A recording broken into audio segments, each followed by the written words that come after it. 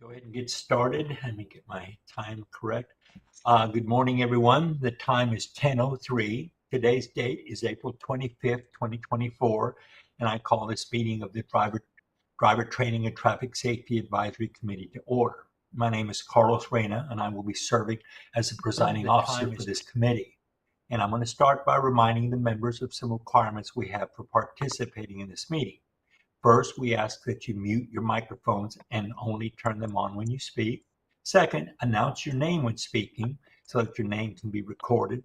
Then lastly, we ask the committee members stay on camera when the meeting is in session to ensure a quorum is present at all times. Now I'd like for Angelica to call roll and announce if we have a quorum. Yes, sir. Dr. Nina Josaint, Here. Matthew White, Here. Jim Hiller, Here. Rudy Martinez, David Bruce, Present. Elizabeth Madden, Here. Anna Freeman, Gayatri Vasan. You have a quorum, sir. Thank you. Now, members, you were provided minutes of the February 28th, 2024 meeting and the materials sent to you for this meeting. Are there any questions or comments on those minutes? No. If there are none, then I'd like to ask for a motion and a second to approve the minutes as presented. Carlos, this is David Bruce. I motion we approve the minutes. Thank you. A second? Elizabeth Madden, I second. Thank you. Angelica, please do a roll call vote and announce if the motion passes. Yes, sir.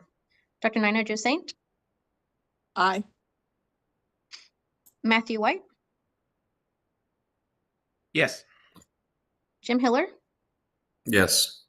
Elizabeth Madden, Yes. David Bruce, Yes. and presiding officer Carlos Reyna. Yes, I approve.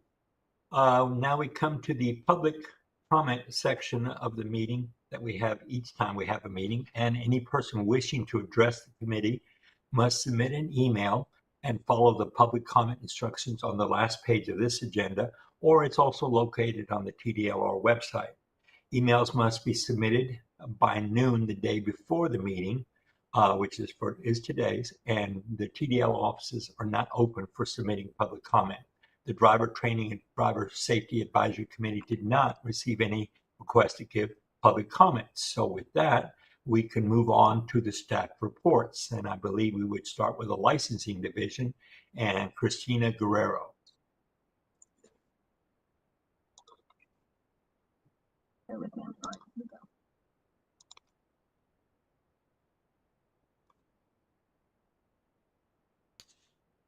Good morning. My name is Christina Guerrero, and I work in the licensing division. What we have here are the statistics for the driver education and structure for fiscal year 2023 and for the first quarter and second quarter for fiscal year 2024. Online applications and renewals that were available for June 5th, 2023. We've also provided the emails received by licensing for fiscal year 2024 and our current projects that we're working with our enforcement division. If there's anything that you have questions on, I'll be happy to help and answer anything. Members, any questions for Christina? No? Okay, thank you, Christina. Appreciate it. Dr. Reyna, we'll real quick, I'm sorry to cut you Sure. off. We're still waiting for the rep for education examination. So can we come back to that? Can we go ahead and go to customer service real quick? And we'll come back to that when Sure, we we have, can. we're having difficulties at the moment. Sure. Sorry about No that. problem. All right, from the customer service division, we have Myra Rodriguez.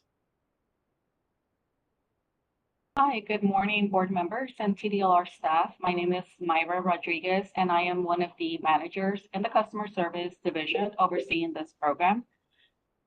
If you can take a look here at our statistics report for,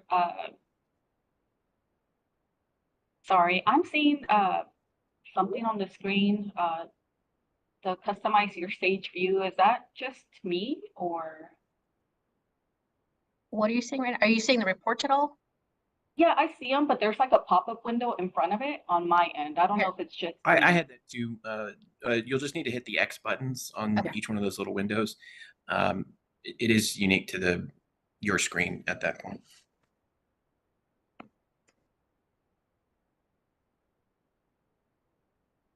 Okay, I will go ahead and just get started with this year's fiscal year report for driver education and safety, customer service contacts.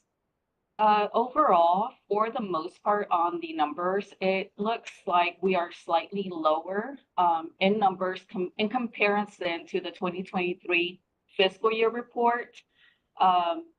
The outliers here is for the months of it looks like November and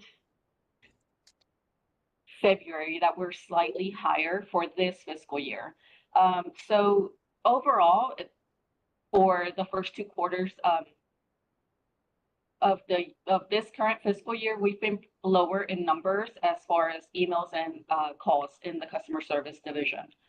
Last fiscal year, for the month of March, we received 2,138 total contacts. In this current fiscal year, I'm sorry, we're at 1,845 for the month of March. We do not have the data for April yet. We will have that at the next meeting. And I'm available for any questions if you have any for us. Members, any questions for Ms. Rodriguez? Nope. All right. Well, then we'll move on to the Enforcement Division, and I'm going to call on Stuart Bagish. Good morning, committee members. My name is Stuart Bagish. I am a prosecutor with the Enforcement Division, and I'll be presenting the report for you today, which was updated since the last meeting a little less than 2 months ago on February 28th. The only statistic I'd really like to call your attention to is at the top of page 3, where it says, on page 3, There we go. a little lower, right there. Okay, where it says top DES alleged violations at opening through February of fiscal year 2023 and fiscal year 2024. The only statistic here that really stands out as being a visible change is curriculum violations. You'll note that there was 1 for fiscal year 2023, and there are 15 for fiscal year 2024. And I think that's attributable to the fact that we have a change where the audits are looking for statements of assurance as to the legislative changes to the curriculum requirements. And there have been a number of cases that have arisen as a result of failure to obtain statements of assurance from certain licensees. Other than that, the report statistics are pretty much the same as they were, or very close to being the same as what they were about a month ago. There are no case highlights nor complaint prioritization matters in the report for this meeting. So I am available to answer any questions you may have at this time. Yes, Stuart. Carlos Reyna here. Were those violations for new schools or the most recently licensed schools, or were they for existing schools? We don't have that data broken down just yet. I can get that information for you, but I know from having seen a number of these cases myself, the cases that I have looked at personally were existing schools needing help getting on board with the Statement of Assurance program. Okay, thank you. Members, any questions from anybody else? Liz Madden, with the recent issue about people submitting the POI as their curriculum, are any of these 15 affected by that, or would that be under another category? I don't know. That's something I'm going to have to look into for you, and I can get you an answer for that. Thank you. All right, if there are no other questions, and we're going to move on to field inspections. Thank you, Stuart. Under Field Inspection Division, Delinda Jew.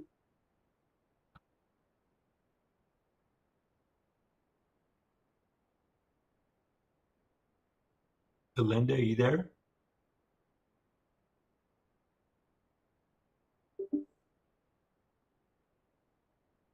Angelica, do you know if Delinda is available? One second. I'm gonna stop sharing for a Delinda, you're second. muted. Is she there? Yeah, she's there. She's just muted. Okay, let me go back to sharing my screen. Delinda, if you can just click that unmute button on the bottom.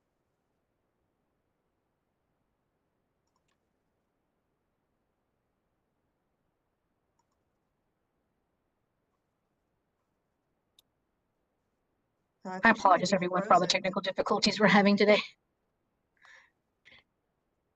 No worries, it happens. Delinda, can you hear us?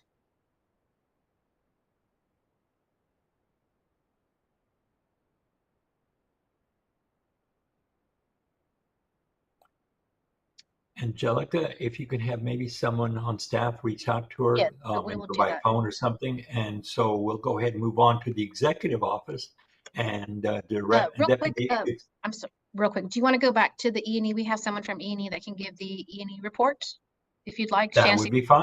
Shannon Stevie and That Willis. would be fine. All right. For you, Education Shan. Examination Division, we have Brian Beal. Oh, Shaughnessy, Shannon Stevie hi. and Willis. Sorry. Last I'd heard that Brian was going to take this job. Okay, then you'll take care of it for us? Shan, can you hear us? I can hear you. Can you Okay, guys good. hear me? You're good. Go ahead. Yes, we can hear you.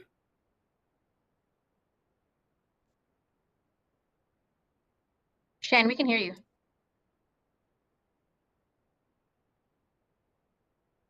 Okay. All right, maybe we may have to come back to these staff reports, but I do see that our new board member is here, Mr. Reyna. And real quick, Okay. Ms. Hassan, tell us how to say your name real quick so we can get it correctly. My name is Gayatri Vasan. Boston. Okay. Thank you. Thank you. I'm sorry Hi, I was late. I Gayatri. was just out of work. Hi, Mr. Welcome, Ryan. welcome to the advisory committee. Much Thank you. appreciated that you joined us. Thank you. All right, Angelica, where would you like to go with this? Delinda, do you want to test your mic and see if you can give your report? If not, we'll come back. Yes. Can you hear me? Yes. All right, let me bring up the report. Okay, One got second. All right. Sorry again, everyone. Okay, here we go. Okay.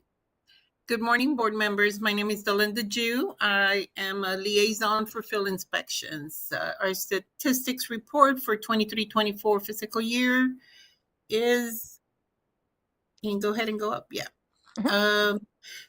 Fiscal year 2023, 356, and fiscal year 2024 to date is 118.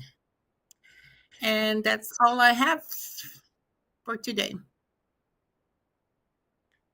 Delinda, I've got a question. Are most of these inspections now being done in person? Or are you all still doing? In person, sir.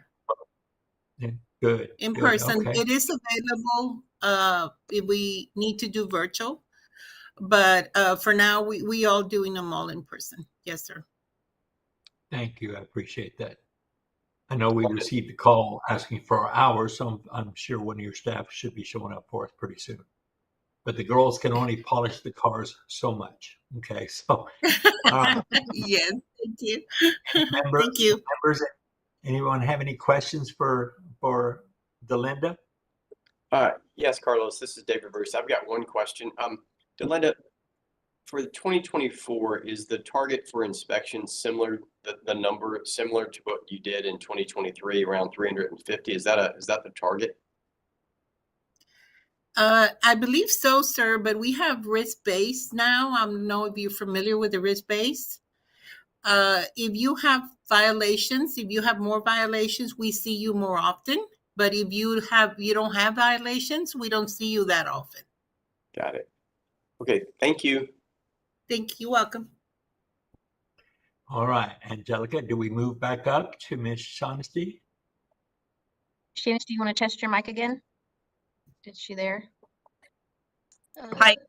Hey, Yes, good. There she is. Hello, Shanesty. Hi, good morning, board members. How is everybody? Doing well. Good. Thank you all for being here. Sorry for the mix up, but we'll get rolling now. So first off, we'll just look at the statistics. As you can tell, for the fiscal year 2024, we're up for new applicants, 49 for driving safety providers, and for driver education providers, not as high. We did see a spike in driving safety provider applications.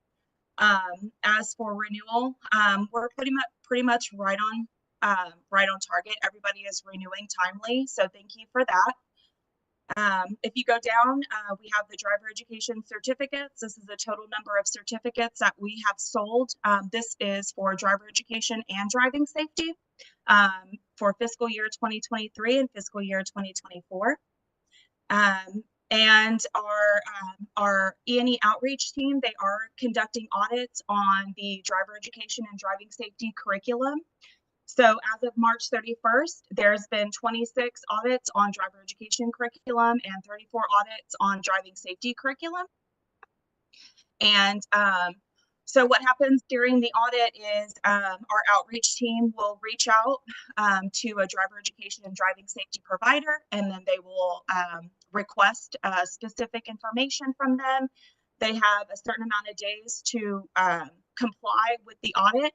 If they don't comply, then like we give them an opportunity to work with us. And if they don't comply, then we will file a complaint with our enforcement division. And moving on for updates. So we just wanted to let everyone know that Senate Bill 2304 is the Texas Driving with Disabilities program.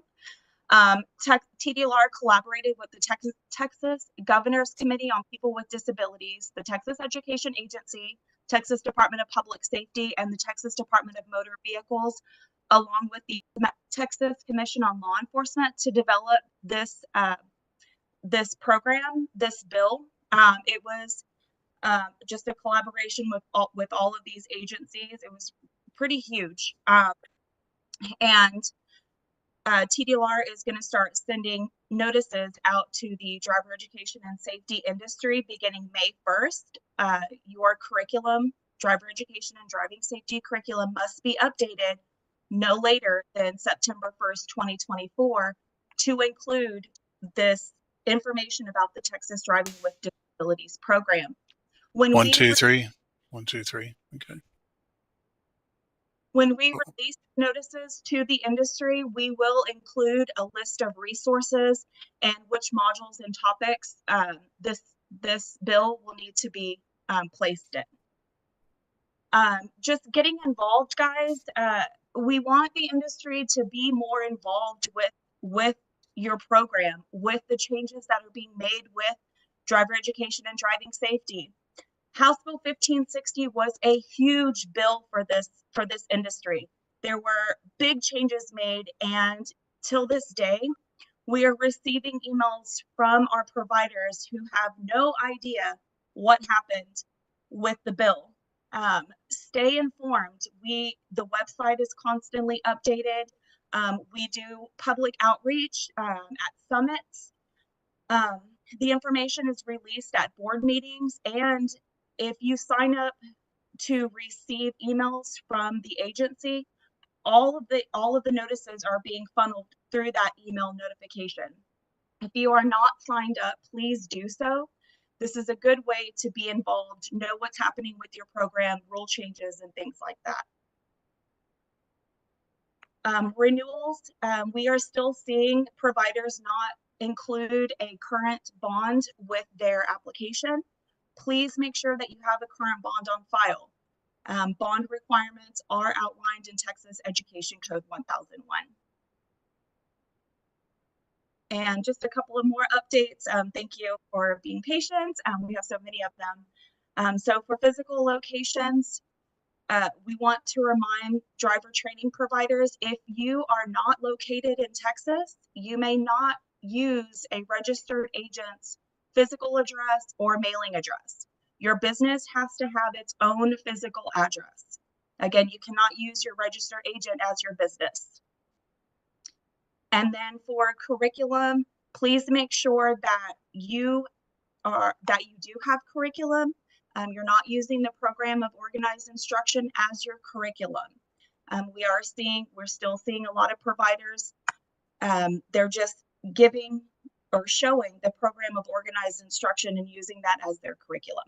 If you have questions on what curriculum is, please reach out to my team, and we will be able to help. We will help you with that.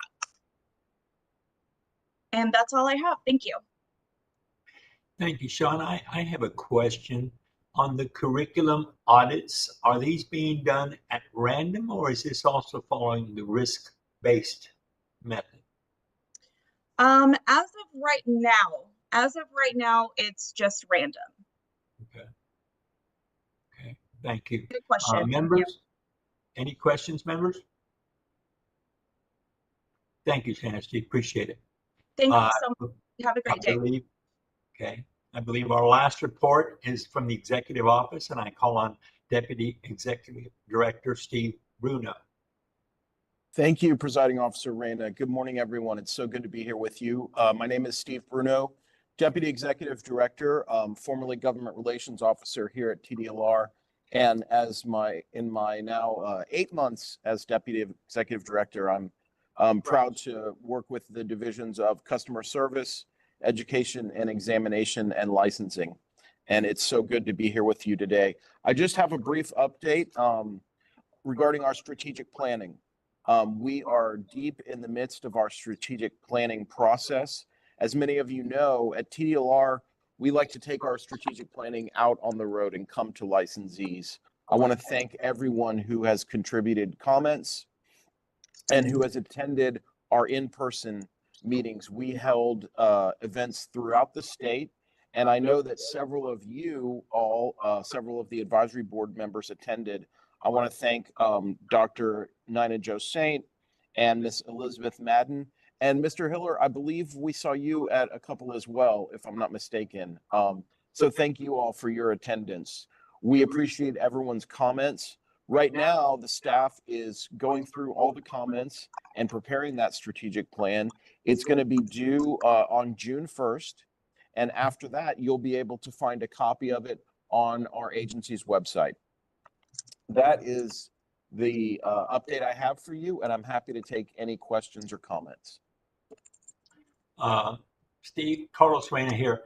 I have a couple of questions. What in the past, it seemed to me that strategic planning many times involved maybe making amendments to current statute and possibly for suggestion if a legislator is interested. And is that one of the things that you do? What all this is strategic yes, sir. plan? Yes, sir, Presiding Officer Reyna. I believe you're referring to the section of the strategic plan called strategic initiatives. As a state agency, we are, of course, not able to lobby the legislature. However, what we do is take comments received. We also take our experiences and share suggested possible statutory changes. It will, of course, be up to members of the legislature when they convene in January of 2025 to actually file those bills. But that is a very important part. It's usually at the end of our strategic plan, and that's where folks can go and see the strategic initiatives that have been recommended. And you are correct, those are recommendations for possible changes to statute. Thank you. I wasn't able to participate in any of the meetings, but I do have a couple of recommendations I'd like to make. Could I just submit those, and who would I submit those to? If it's okay, I will call on Angelica, since I am here with her, and ask her to, if you can send those to her via email, then I will make sure that we get those incorporated. Great. Thank you very much. Members, Yes, sir. any questions for Mr. Bruno? Mr. Bruno, thank you very much for your time today, sir. Yes, sir. Thank you. All right. Okay, we are running at about 10:28. We've only been in session really less than 30 minutes, so I don't think anyone need a break yet. No? All right, and we're going to move on to the longer section. We might take a break halfway through this. This could get lengthy, but I'm going to call on the Assistant General Counsel, Mark Gladney, so we can discuss and the possible recommendations on the proposed amendments that that we have ready to move forward to the commission. So, Mark, if you're there, please join in. Good morning, committee members, presiding member. I'd like to welcome our newest committee member, Ms. Razan. Did I pronounce that correctly? Oh, you're muted. Oh, okay. Would you like to take a moment before I get started to, introduce yourself and, give us a little background on you? Absolutely.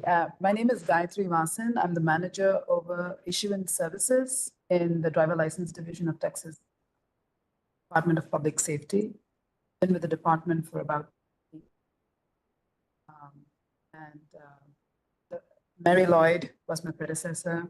She moved within the department to another service area, so I took over from her. So it's great to be here with y'all. Welcome. Thank you very much and welcome. Thank you. All right, I guess we'll get started on this agenda item F.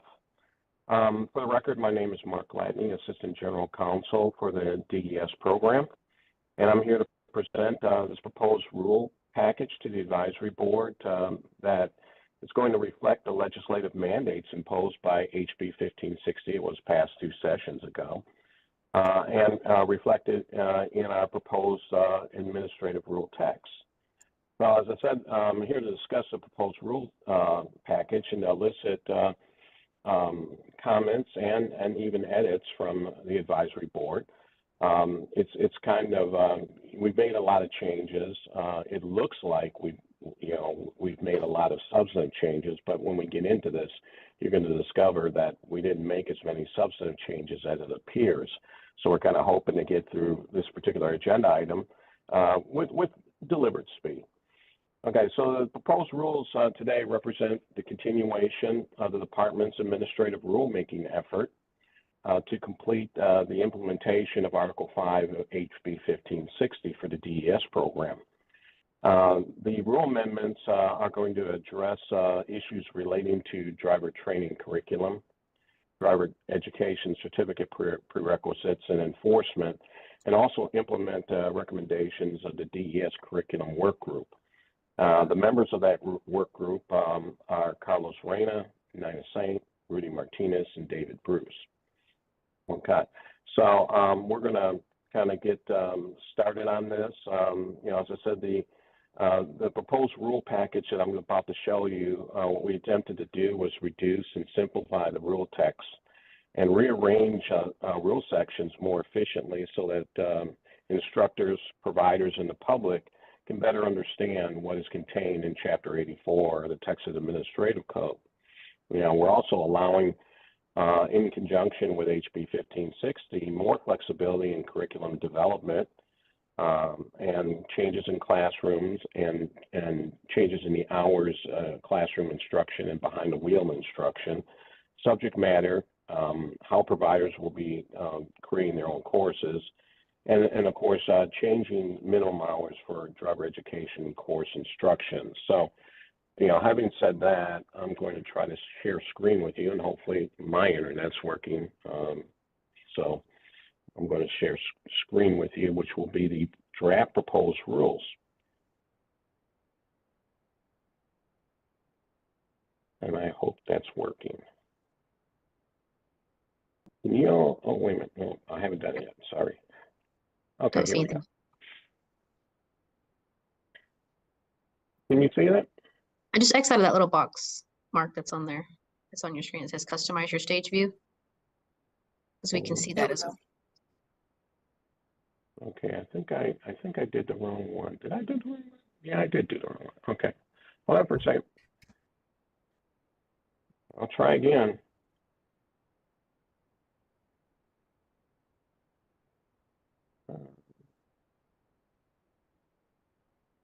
Maybe it's this one here.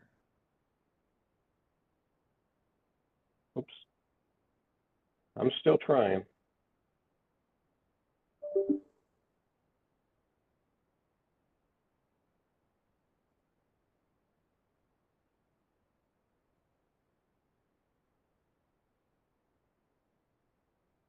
Okay. Can you see my screen?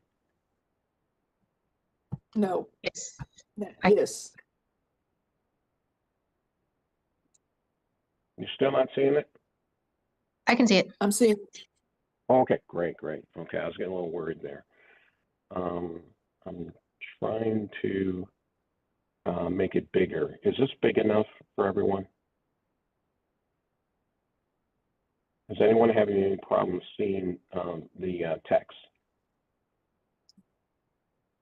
I can't see it real well, but I have a copy of the rules open on my other screen, so I'm good. I'm trying to make it a little bigger. Okay, how is it looking now? This is 150%. That made it bigger. Okay, everybody can see? It scrambled it on mine. Scrambled. What do you mean scrambled? It's like words are out of place, the lines are overlapping. Oh. Let me look at it here. I wonder maybe it's because you're on your phone. Yeah, if you want to go back to where you were, if that made it easier for Nina. Oh, I'll go back, make it smaller? Yeah, I do have it open on my other computer, so I'm able to see it. But Okay, can everybody else see it? I mean, besides Nina? Mark, it looks fine on my screen. Looks good. Okay. Nina, can you follow along on your computer? yes, I'll Okay, try. great. Okay, the version that I'm using is the version that was sent to you last week. I hope everybody had a chance to take a look at it. Has everybody had a chance? Okay. All righty. Then I'm going to get started. Generally, the way I kind of like to do these things is just kind of go section by section and just ask folks if they have any proposed edits or comments related to the rule language, and then we can kind of discuss what we can and can't do, related to making changes. So let's move forward. We're going to start with 84.2. Are there any questions or comments related to the changes that we made in this particular section? As you can see, we added a definition for behind the wheel instruction, and we also added a definition for in-car instruction. But those were, also we did one for registered agent and supervised practice. Basically, those were the only changes that we made in 84.2. Are there any questions, comments, proposed edits to this section? Okay, if I don't hear anything, I'm going to assume that you all are fine with it, and we're going to move on. Okay, 84.3, same question. Any proposed edits or comments? Okay, that's fine. We're going to move forward. Mark, I did have a question. This Sure. is Nina Saint. So the new POIs for the adult and driver education won't be ready till December 2024. I kind of figured that you'd bring that up, Nina. That was kind of a date that was just kind of picked to put on the POI and the COI as a placeholder. It could be a little bit before that. I'll get into the timeline at the end of the presentation, but that's kind of what we picked. But we do feel that the rules will be adopted and effective by the end of the year. It could be December. It could be a little bit sooner than that. So the end of the year. Yeah, I know that y'all are You know a little bit that antsy about that. make us happy. Now, I know it doesn't, and, you know, it could be sooner than that. As I said, it's just kind of a placeholder. You know, that we chose that particular month and date. It could be sooner than that. You know, we're definitely moving as quickly as we can to try to get these things, these rules, effective as soon as possible. To give you just a really quick background, we had a plan last year when we started working on this. We had a plan to run this particular phase 2 rulemaking concurrent with SB 2304. Unfortunately, the Texas Register did not share our optimism on that and prevented us from doing it. So that, in conjunction with a few other things that were happening, you know, pushed this rulemaking back a little farther than we'd wanted to. They were just kind of unforeseen things, and the Texas Register would not allow us to run SB 2304 and the HB 5060 Phase 2 rules concurrently, as we used to do in the past. But they were pretty firm about it, and they're the ones who control things when it comes to the rulemaking process. So we had to do what they told us to do. Okay. Mark, this is Carlos Reyna. I mean, at first we were hoping, believe it or not, I think we originally were hoping that these things could hit the ground running by our busiest season, which is in the start of summer. Then we were told no, because of what you mentioned with the register and so forth, it was pushed back to either late August, September. And now we're being told possibly December. And that's really hard when we've made some great changes that people will really be able to improve their curriculums and so forth. So that means we're going to have to stay with the outdated and material till the end of the year. And that's really not fair to our schools. And it's not fair to our students more than that. See? Yeah, and I certainly understand your concerns. I understand the board's concerns. As I said, that's just a placeholder. We're basically trying to aim for the September commission meeting. You know, if we can't hit the September commission meeting, I'm pretty sure we will hit the October 10th commission meeting. So the rules would most likely be effective either in October or November at the latest. So that's kind of the tentative timeline, but we're moving as quickly as we possibly can on this. So this is Nina Sain again. So there's not a commission meeting before September? There is one in July, but I don't think we can make that one. Wow. We are still going to have to make sure that the governor's office is on board with the changes that we've made. And so, you know, and we're pretty sure that they will be, but I think we would be pushing it if we tried to make the July commission meeting, not to mention the fact that we still have to bring these rules back to you after the 30-day comment period for your final approval. So I think that July would be a very optimistic, probably not realistic timetable to get it before the commission. I mean, I want it to go to the commission now. I mean, that we've been trying to push on this. I'm aghast. And again, I So understand. far out. It's, We, as I said, we were trying to run this concurrent with SB 2304, and if we had have been able to do that, then we would probably have had these rules effective June 1. But unfortunately, Texas Register wasn't having it, and we had some other things that were going on that unexpectedly pushed this thing back. I mean, the legislation was passed in 2021. I mean, you're hindering the industry from doing those things in that bill. Well, if you'll remember, Nina, what we did in after the bill was passed in 2021, we immediately moved forward on those items that were required to be. There was a statutory deadline on those, so that were in the bill. So we moved on those things first, and we discussed in the past that it'd be a two-phased process related to these rules. So the first phase was going to be dealing with those items that were necessary to be passed by a specific deadline. The curriculum did not necessarily have a hard and firm deadline related to the bill, so that got pushed back a little bit.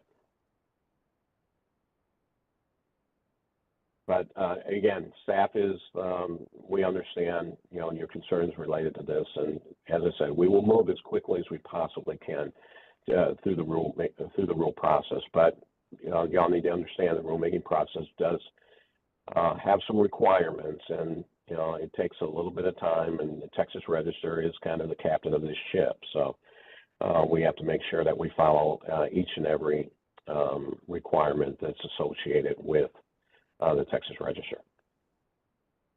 Okay. We can move on. Okay. Okay. Any questions, edits, or comments related to 84.3 outside of what we've already addressed? Okay. Moving on. Mark, Matthew White, I do have a question related to curriculum. It's not, precise to this section, but I have some folks asking me if there are any unique requirements to creating a curriculum in Spanish as opposed to English. What would be the process for that? Shan, are you still on board online? Or Brian? Because this is probably a better question related to E&E.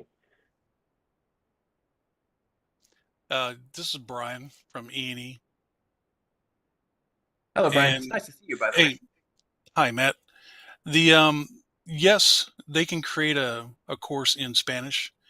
Further in the rules, there's a statement about if it's in a language other than English, then there's just basically an attestation saying we affirm that this course is true and correct as translated. So it's been there. It's been there for a long time in the rules. So. Sure. Yeah. Does that have to come from a third-party entity, or does it come directly from the no longer provider? That was many rules ago that it That's originally had to be it was a court order or a court stenographer kind of person, the person that it's a judicial. It used to have that in as a clause, but no longer. That was taken out. It's just now, like, if you're able to, if your native language is Spanish, and you attest that this course is true and correct translation from the English version, then that's all we need. You don't have to have a doctorate degree or language or anything else. But it's in the rule right now, and so they can do it. This is Carl. Okay, I was involved in that rule back when we were with TEA, and at the time we were required to have a certified statement from an actual certified translator or service stating that it was true and correct. And then it has evolved and gotten to what Brian just said.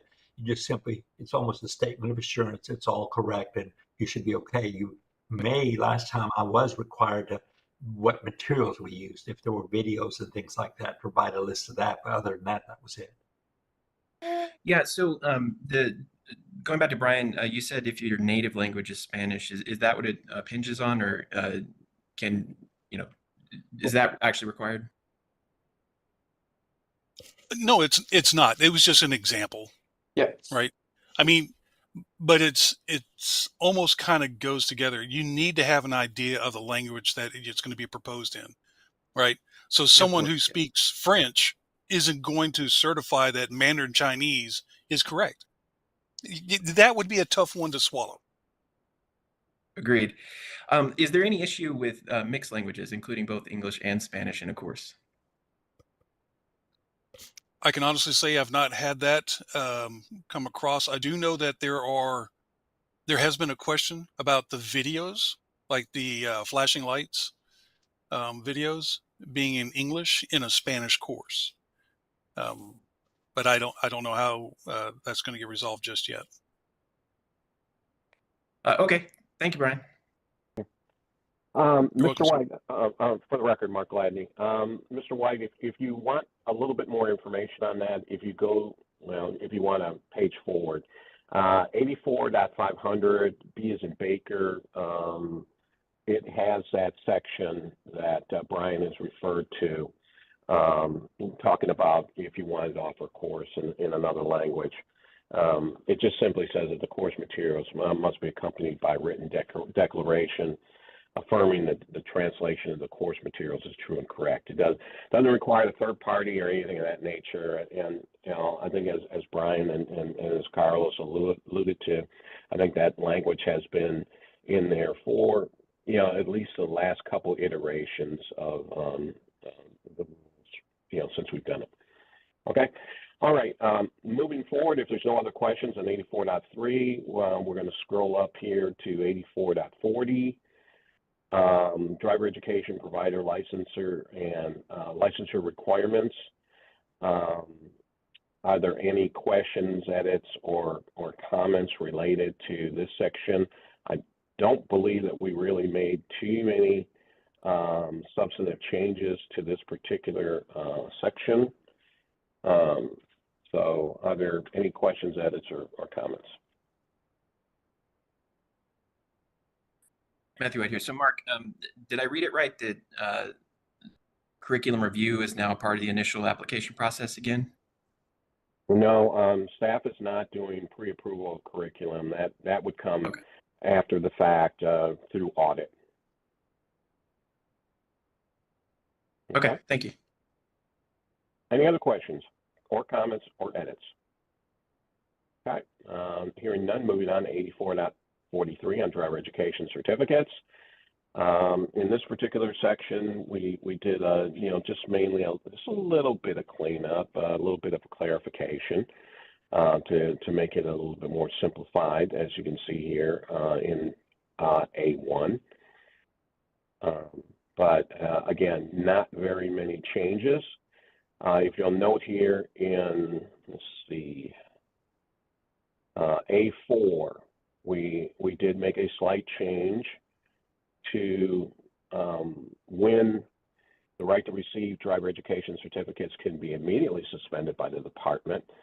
And you'll notice in B, we added that if a driver training entity fails after audit to update their curriculum as requested in that audit within a specific time period that would be noted in the audit notice or the audit findings, that the right to receive driver education certificates could be immediately suspended for that. So if you do get audited and the audit comes back and says that either you're missing something in the post-audit findings, or you need to update your curriculum in some way or remove something, and you don't do it within the prescribed time, then you're subject to an immediate suspension. Okay. Any questions or comments on this section? Mark, Matthew White here. So does being a new course provider put you higher on the risk-based list for audits? Pardon, you kind of broke up there. Sorry, so does being a new course provider put you a bit higher on that risk-based audit program? Well, enforcement could probably answer that question a little bit better, but I believe the risk-based program is based on actual violations. The more violations that a provider may have, the more likely that the more frequently that they're going to be, getting inspected.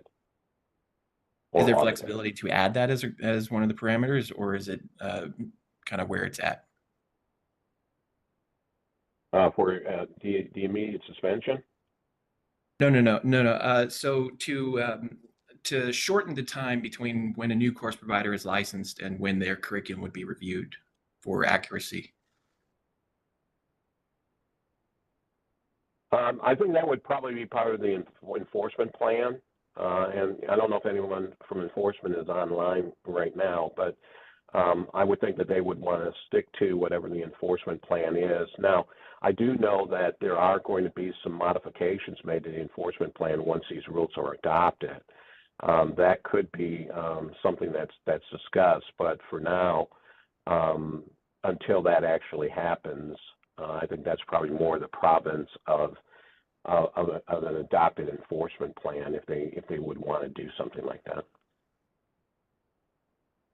Okay, thanks, Mark. Okay, any other questions on this particular section before we move on?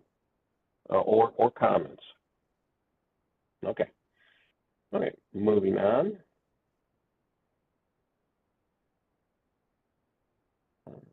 To 84.44, driver education instructor license. And I believe in this section, we did not make that many changes here at all. Obviously, there is a change here. I'm just trying to find it right now. Oh, okay. We just basically changed one word in here. It's kind of a grammatical change.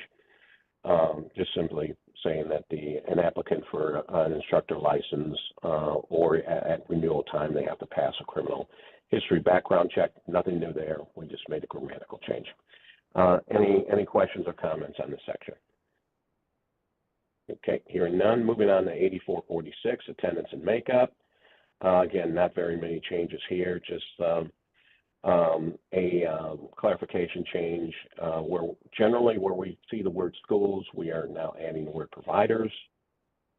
And we just simply changed D down here and added the word amendments as opposed to variances. Okay. Questions, comments, edits? Okay, hearing none. Moving on to parent-taught driver education, 84.50. Okay. And any questions, edits, or comments related to this section?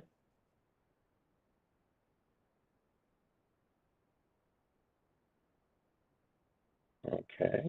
Again, not really hearing anything. As you can see, we did make some changes here in this particular section. Just kind of delineating what the behind the wheel hours are and the in-car observation hours. Okay. And K is basically, section K is just basically just a restatement of old K. We just broke it out into three separate little subsections here so that it was a little bit easier to read. Okay, moving on, 84.51. As you can see, 84.51 was repealed and replaced.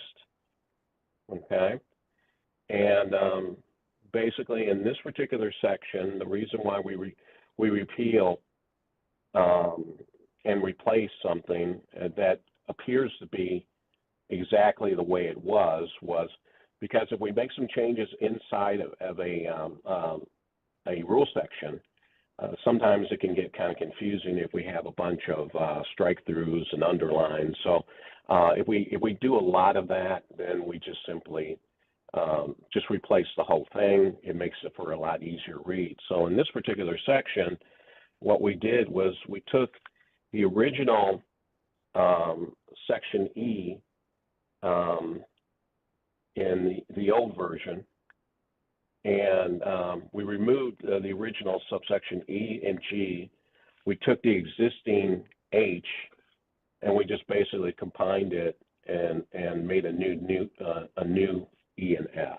Okay, so it might be a little bit difficult for you guys to actually see what it is we've done here, but if I scroll on down here to the old version of 84.51, this is the one that was repealed. And this is what was here. So all we did was just basically took E, F, and G, and we combined them into one new section, which would be new E. And we just did that to just basically shorten things up and make things a little bit more easier to read. Okay. So I'm not sure if you all noticed that or not.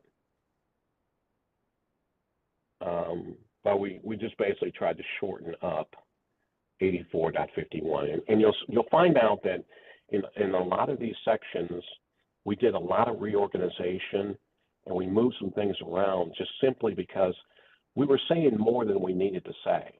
So we wanted to reduce the amount of unnecessary rule language, saying the same thing basically, but we just wanted to simplify and shorten things. And that's a lot of what the work group wanted to do. And certainly staff agreed with that. Any questions on 84.51 or comments?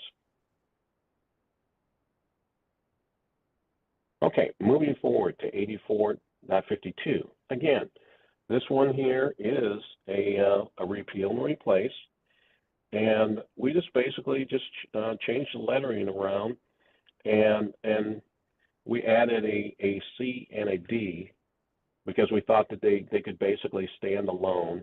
And again, I'm going to scroll down to old 8452, let you kind of take a look.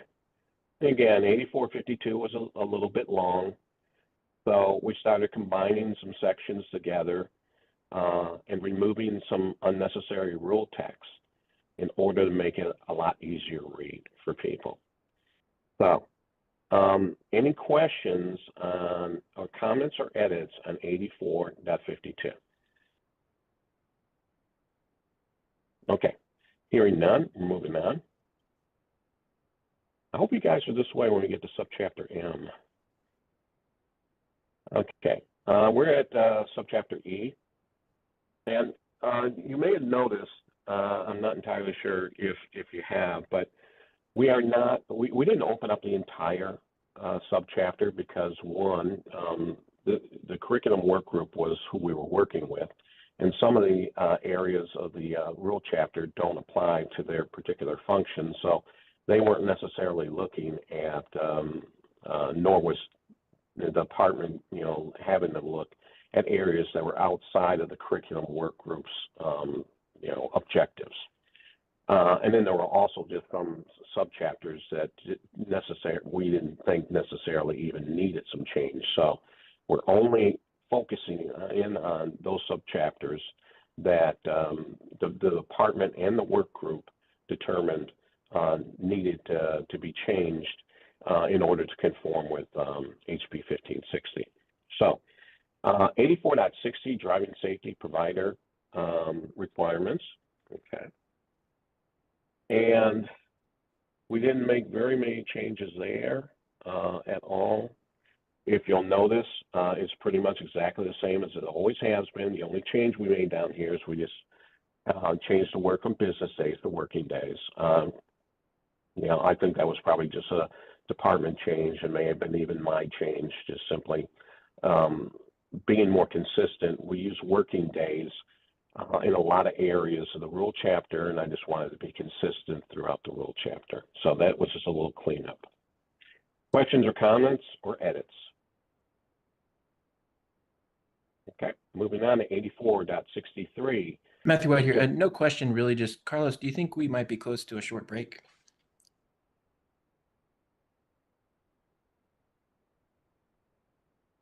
I'm up for it if you are. Carlos, you're muted there. Yes, I understand. Let's get to subchapter G, which is just a heartbeat away, and we'll take a break there. Okay? Perfect. Thank you, Carlos. Okay, great. Okay, moving on to 84.63. 84.63, again, this is another section where we did not make that hardly any changes. Again, this was a little bit of a cleanup. Again, added in the word working as opposed to business days. But basically that was the only change. Everything is pretty much exactly the same as it was. Okay? Okay. Any questions or comments before we move on? Okay. Carlos, did you say J or G? G. We're actually there now. Okay. So we can take a short 10-minute break here. The time right now is 11:02. Why don't we take about a 10-minute break, and then we'll get back together again. If everybody's all right with that. Okay, thank you. We'll see you at about 12 minutes after. Thank you.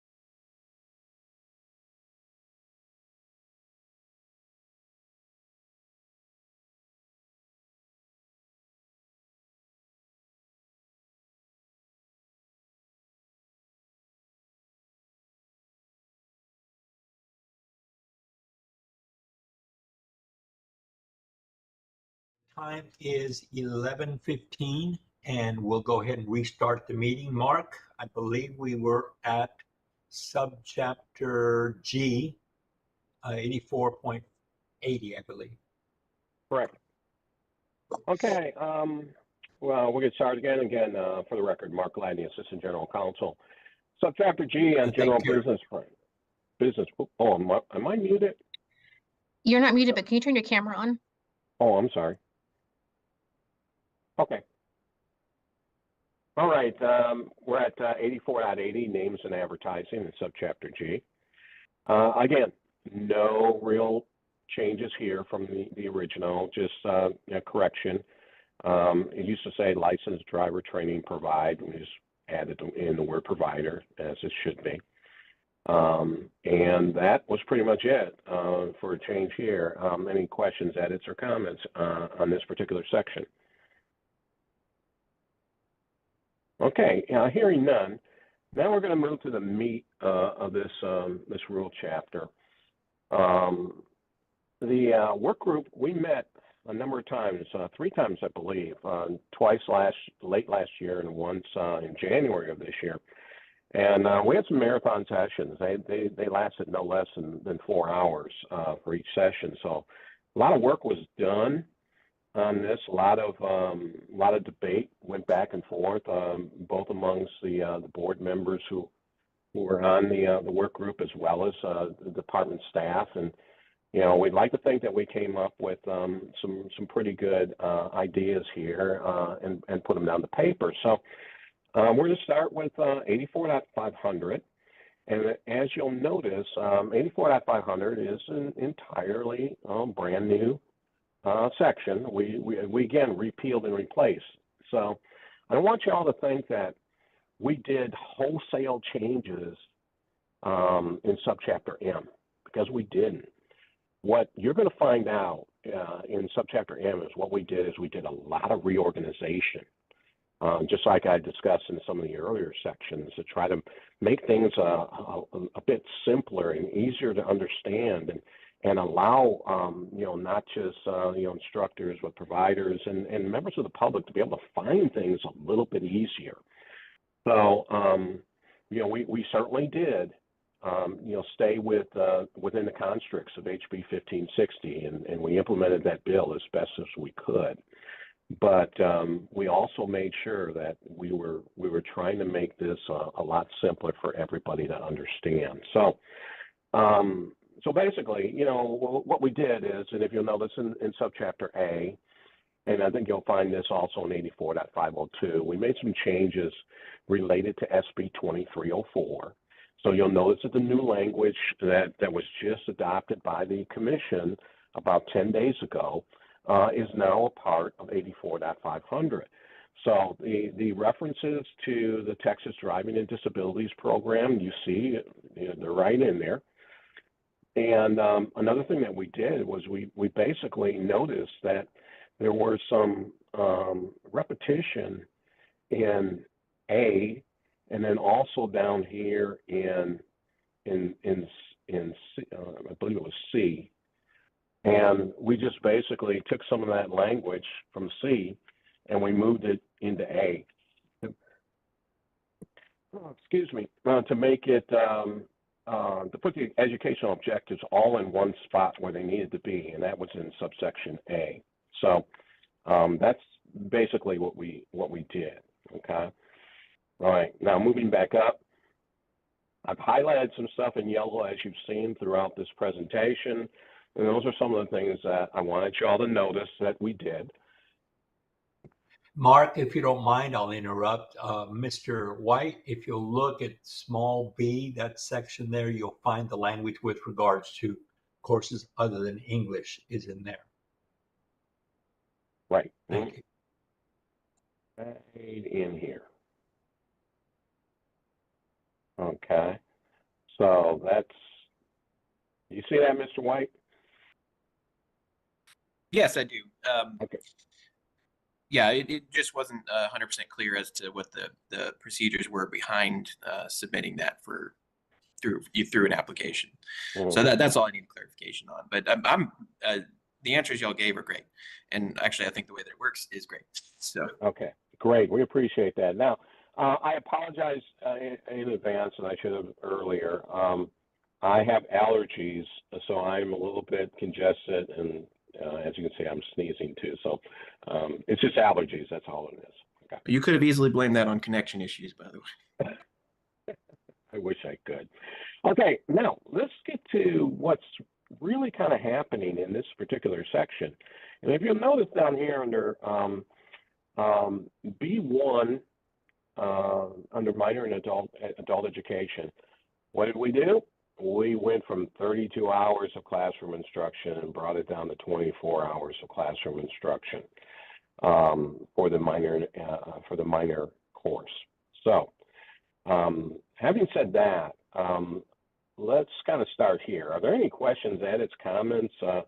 You like it, you don't like it? Let's kind of delve into that, right now, because that's kind of right now in this section, that's the elephant in the room. Liz Madden, why did they take 8 hours out?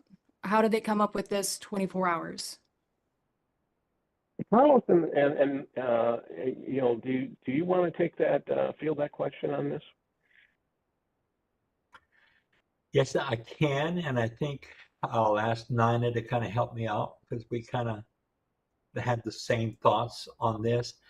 The current driver ed course has a lot of information on it, and that a lot of it is outdated, actually outdated. There's information in there regarding map reading that was required before in courses.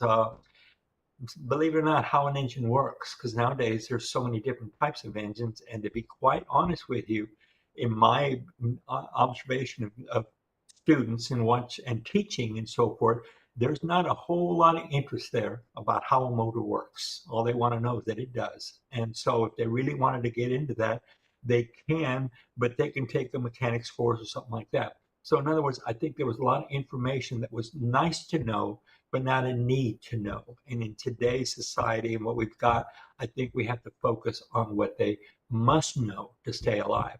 And 32 hours, actually, a big complaint I've heard from online providers and so forth, that they really have to stretch out the material to complete those 32 hours. I thought by doing this, we could have people make it more concise, more compact, still cover the material, but because of changes that we'll discuss later about that we've made to the POI, there's not really going to be any mandatory timelines other than for the designated hours, which is also going to be changing too. Okay, so I think it's just going to make it for a better course, a more productive course for the students, things that I think we can really focus on that will benefit them instead of just a lot of things that are, again, they're nice to know, but most students, unfortunately, they forget it the moment they walk out of your classroom door. And we want them to remember the things that are going to keep them alive out there. Nina, any comments? Right. This is Nina Saint. Yes, I agree with Carlos when looking at the POI, the litter prevention. I mean, don't mess with Texas. That, how long do you stretch that out? There were just things in the POI that didn't take as long to cover now as it, we would have to stretch things and add things, and we're losing students' attention span because it just drags out some of the topics that are, good to know information, but it's not that life or death thing that we need to concentrate on. So when we reviewed that and looked at that, then moving down to the 24 hours of instruction seemed to be reasonable.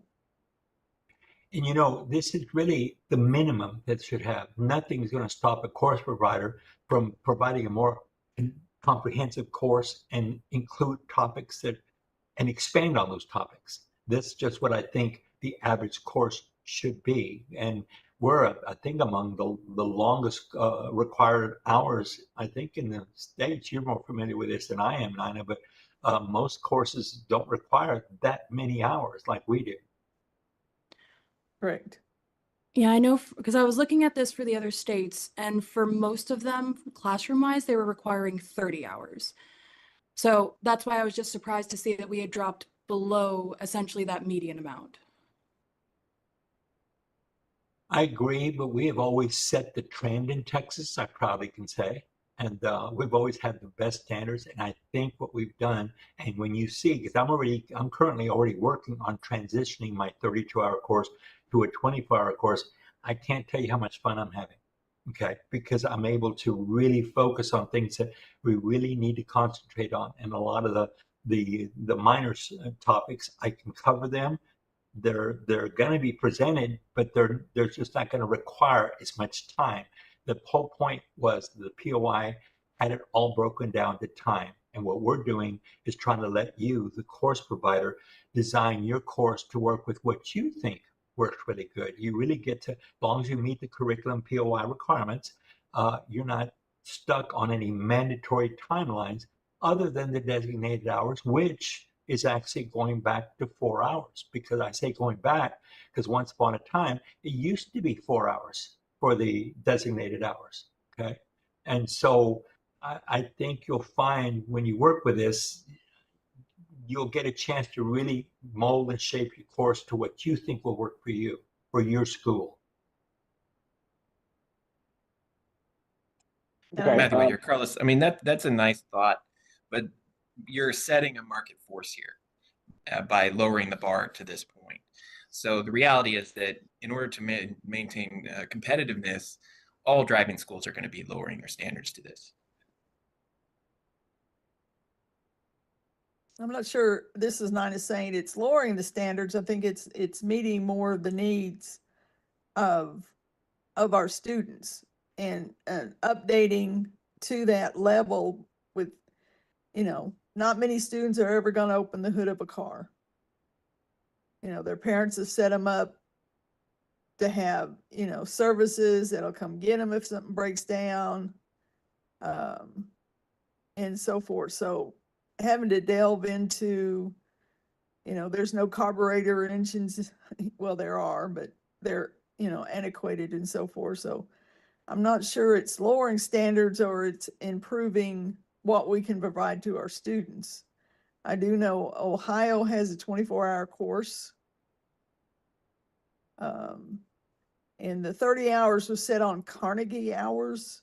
I mean, if you look back in the history, it just was drawn out on the public school side of this is what fits, let's use it. And again, we're looking, beyond that. Yeah, because public schools used to set the standard because it was taught in public schools. And in order to give students credit, there were mandatory required hours that had to be put in to give a student credit. So everything was built around public schools. But as most of you are aware, very few public schools offer it anymore. And like I said, there's nothing going to stop a school from presenting more. Yes, the competitor will always want to go to 24, but we actually have an additional Saturday class involving about 4 hours that students can voluntarily sign up to come and take, believe it or not, how to change a flat tire, how to do jumpers, how to do the mechanics of a car that if they have an emergency.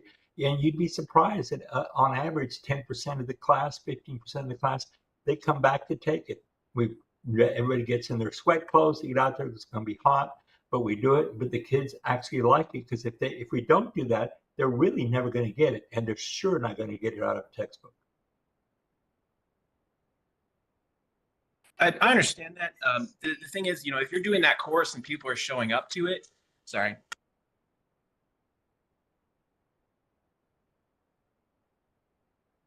Okay. This is Mark Gladney, Assistant General Counsel. I think another point that needs to be made with regard to the reduction from 32 to 24 is that it's kind of in line with what HB 1560 has been talking about, what the legislature was kind of moving toward, is probably trying to create some efficiencies in curriculum to try to move us to this point.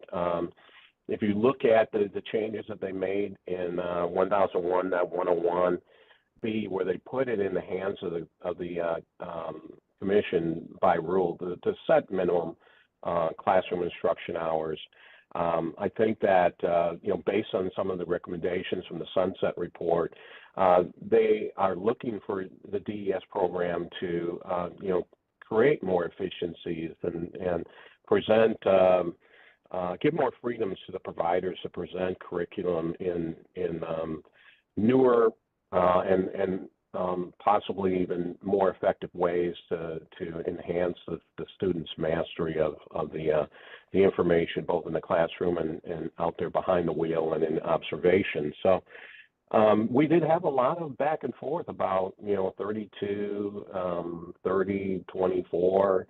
And Mr. White, you're absolutely correct. It does kind of create an economic situation here, and it probably will drive a portion, if not a majority, of the providers to want to offer the 24-hour courses. But just But they'll be forced to, Mark. They'll be forced to, in order to stay competitive. It's not a matter of want. And I think, what we have here is just a real fundamental difference in philosophy on this. And I understand that. But, to Carlos's point earlier, talking about the supplemental course that, people are volunteering to attend, the fact that they are showing up to that proves that there is market demand for those materials, for that information. They do want it. Otherwise, they wouldn't go out of their way to attend an additional course into what they've already paid for. Matt, that's correct. They do want it, and they will still get it. It will still be part of the program. It's just not going to go into the depth that it goes in now, which really doesn't help them hands-on. And I just want to make another comment. When we changed to allowing classes to be longer in session, I personally have, our schools have, and I have other associate schools that have offered classes in 4-hour segments instead of 2-hour segments. And overwhelmingly, those classes that we've held have been full compared to the ones with the 2 hours. Why? The parents don't want to have to bring these kids 32 times because they have to. They bring them, they pick them up. They bring them, they pick them up. When they leave them for 4 hours more and they get done quicker, they're happy to do it that way. So that's what I'm looking at. I'm looking at no one's arguing 4 hours in a day right now. We're arguing the total content, course content. And remember, there's a couple of points here that I think one Carlos made. We are talking about a minimum, and you're right, Mr. White. From an economic standpoint, most of these people are going to be wanting to move to the 24. However, it is a minimum. Now, this is something that I'm assure you the department is going to keep a very close eye on to determine whether or not these students are getting sufficient instruction. In the classroom area. If we start seeing some statistics that start worrying us, then this number could go up. And we're also going to put this thing out for publication. We're going to ask you all for your approval for publication today. And, we end up getting a lot of comments that come back, and, there's some pushback on this 24-hour number. That number can be adjusted. This is not, written in stone at this particular point. So this is to put this out here for discussion purposes. We could change it today if it was necessary, but this 24-hour number is something that the work group, debated long and hard, and we came to this particular number. It doesn't necessarily mean that upon adoption that 24 hours is going to be the number that ultimately ends up in the final rule text. So how do we have that discussion, Mark? We're having that discussion right now. Now, another thing is we will have a 30-day comment period. So we're probably going to be in public comments on this. Some people are going to be for it. Some people may not be for it. And we can make adjustments to the rules after the 30-day comment period. These rules are going to come back to you, and this may be a fertile area of discussion once again when we come back on the second advisory board meeting. So, we're not necessarily saying that 24 hours is cut in stone, but we are given reasons that why the work group came to that conclusion as to why we're doing it. But also remember, at the same time, we want to make sure that the POI and the COI, reflect what is required in statute that has to be taught. We're just trying to basically get providers to be efficient in the way that they're teaching these things. You don't need to necessarily spend a whole bunch of minutes on certain required items that the legislature wants you to teach on. So this is allowing folks to create their own courses, create them the way that they want to create them, but at the same time satisfy what the legislature wants them to do. This is Carlos Rain again. And like you said, Matt, we're going to have a difference in philosophy. And Nine and I are what you call the old dinosaurs. Most of the time in driver education, what I found is the people that have been in it for the longest time really don't want change.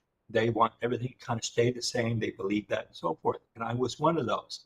But I've had a changed mind in my thinking simply because I'm watching and seeing what's happening with the students. It's a different world today. And I really think that we can produce efficient, good quality programs in the time span that we're talking about. But that's just, again, I my understand philosophy. that, Carlos, and I don't disagree with that. I've been in this industry for over 17 years myself. I am of the folks who have been around for quite a while, and it's less that I don't want to see change. It's the reasons I'm hearing for these changes are reasons that I disagree with. So that's where I say fundamental disagreement in philosophy, because most of us here have been given less than a week to review this very large package here. So we haven't been given a whole lot of time to really find where there might be holes in what was cut. So, today's vote, when we get to the end of this, is going to be about publishing this for public comment. I really, really hope that if we push this for publication, when we come back to the next meeting, we have some real discussions about point by point based on what everybody has had a chance to look at. That's all I'm saying.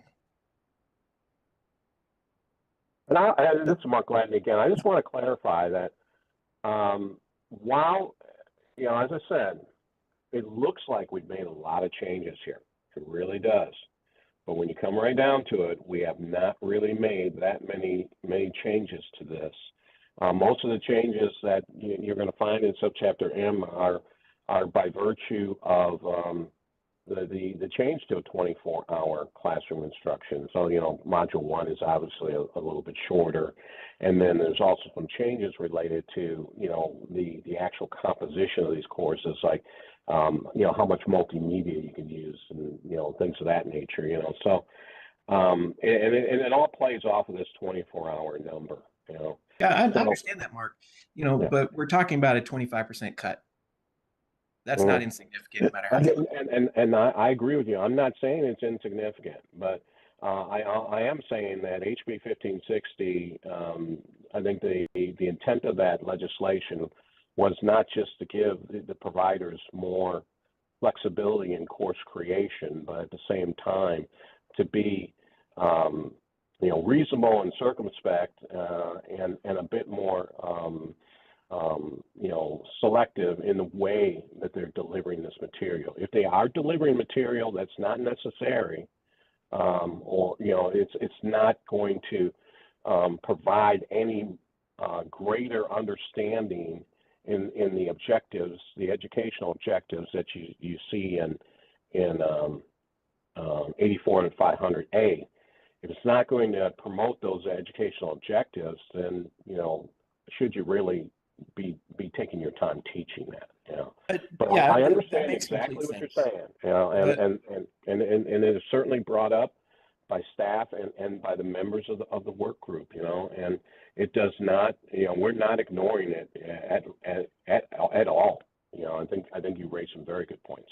Yeah, and Mark, just one more thing to add to that is, y'all are having so many issues with folks being in compliance with curriculum just in general as things are. So I do really question, is this going to make this harder for them to be in compliance? Is this going to be harder for everyone to include all the things that they actually need to include. Because to be perfectly honest with you, I've been teaching for a very long time, and I have never felt like I've had enough time to teach everything that I feel like students deserve to know.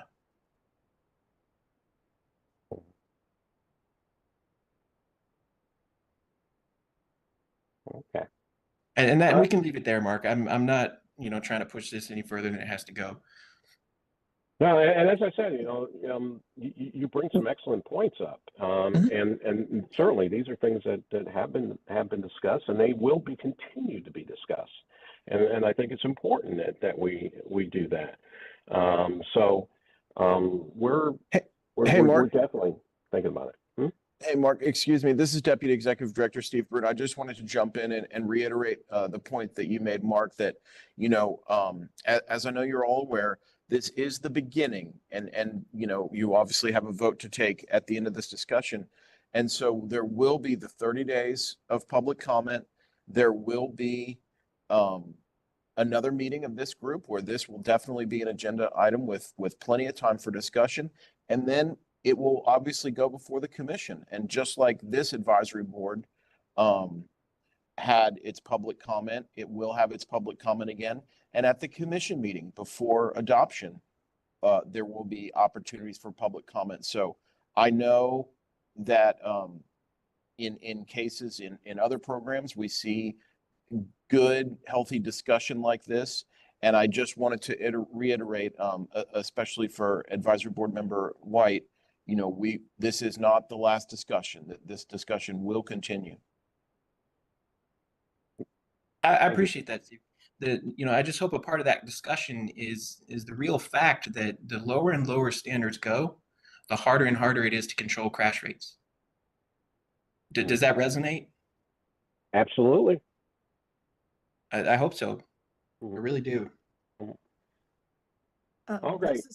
Then let's kind of move forward. Mark, I have a comment. Sure. Yeah. This is Nina Saint. And again, you have to understand when we are looking at that as a work group, we were having to take in House Bill 1560 and its purpose, which Mark has said, is to allow the industry in the rules to come up and determine maybe what the hours are. And House Bill 1560 reduced everything. You read the Sunset Report and everything else, that's the direction they were heading. And so we were kind of giving it to us to do that. So you have to understand, the emphasis behind all this is House Bill in the direction of our legislature, 1560, and the reduction in the number of hours. And after reviewing the POI, and I know the POI probably better than anybody in this room. It just is the number of hours we landed on. And I don't think it's hurting the student, because that's never my focus. If it's going to hinder the student, I'm not going there. I'm not trying to insinuate that about you, Nina, whatsoever. I respect your work a great deal. I really do. And I understand that the instigator here is 1560. 1560 also injected a lot of materials that we had to find space for, at least in my curriculums, that I had to cut other things in order to incorporate, as well as previous legislation that came through that added things to the curriculum. And again, I felt like I didn't have enough time in the first place for a lot of those things. This. And to your point also, it is pretty clear that the power to determine the actual number of hours required is right here in this session, in this group. So I understand that 1560 was trying to make things a lot more streamlined in some ways, and reduction in certain requirements that might be superfluous. Understood. But this particular point is perfectly well within our purview here.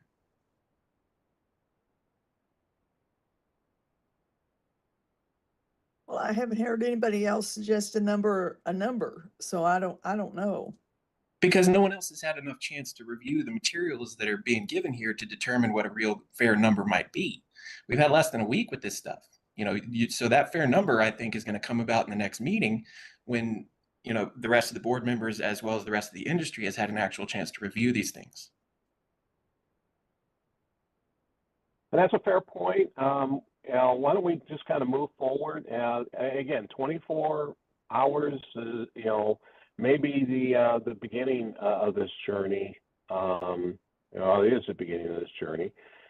It may stay at 24 hours. It could go up. It'll be interesting to see what kind of comments come in here, and certainly, Mr. White, we invite you to make sure that you put comments in. Ms. Madden, you had mentioned 30 hours. Put your comments in and the reasoning. I'm sure you're not the only two individuals that are going to be discussing concerns about 24. And ultimately it could go higher. We don't know, but this is what this is all about, to have this discussion both here, the comment period, and then after the comment period, we bring it back to you and we have some more discussion about it. Okay. All right. I'm going to try to move forward here in 84.500. Again, don't be concerned about all the underlying, which means new text. As I said, most of this is the same text as has always been there.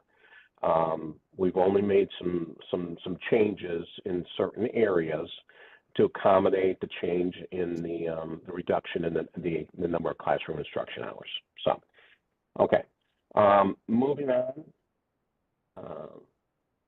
There was a change here to behind the wheel supervised practice. I think it was 1 hour before. Now I think it was increased to 2 hours here. Okay.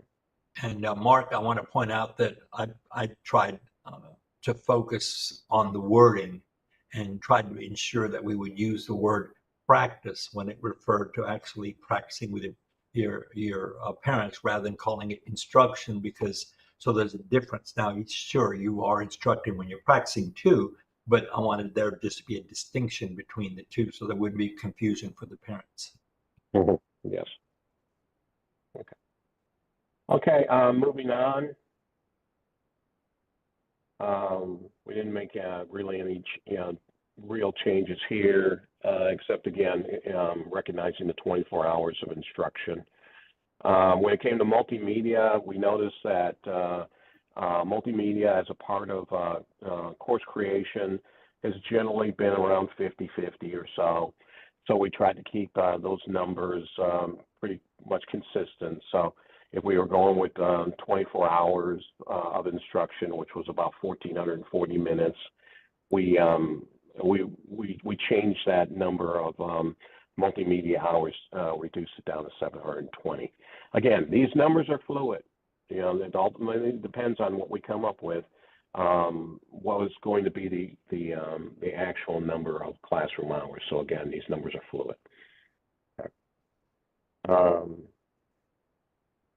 Minor changes to the section regarding that the Texas Driver Handbook.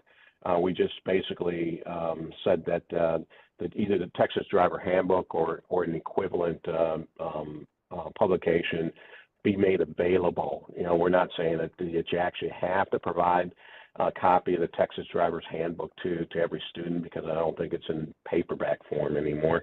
I think you have to download it from DPS. So we're just saying that you need to make it available. So if you give them a link, the student can find it on their own. Okay. Again, most of this is pretty much the same as it has been previously.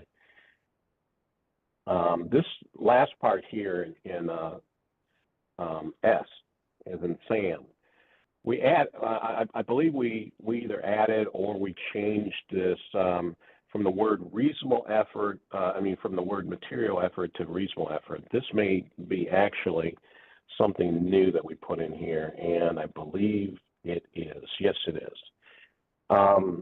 Just that the provider has to make a reasonable effort to determine the identity of the student at the time of enrollment.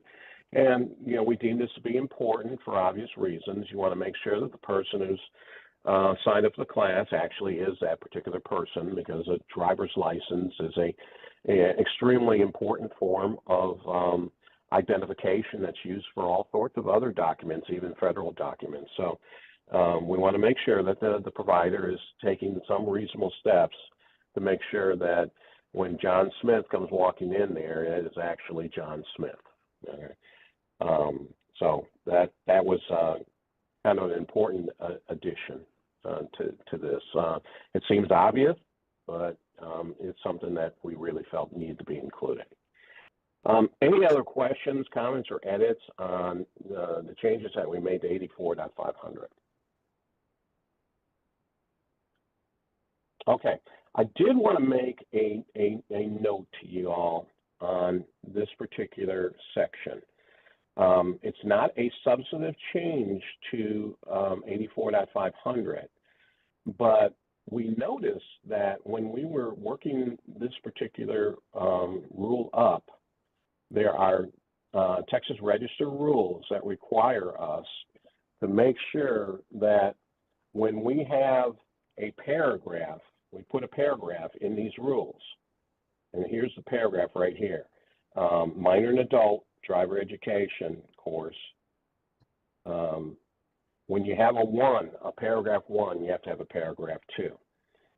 So we are going to propose to make a change to this particular section, and down here in K, or actually in L, where there's a discussion about behind the wheel instruction, what we propose to do is to add a paragraph 2, and it would be called driver education behind the wheel instruction. Okay, and that's just necessary under the Texas Register rules that we have a paragraph 1, we have to have a paragraph 2. Okay, so by doing that, it changes the lettering a little bit. So this would become A, and this would become B, and so on. Okay, let's see. And we would go all the way down to E here. Well, okay, Nina, did you have a comment?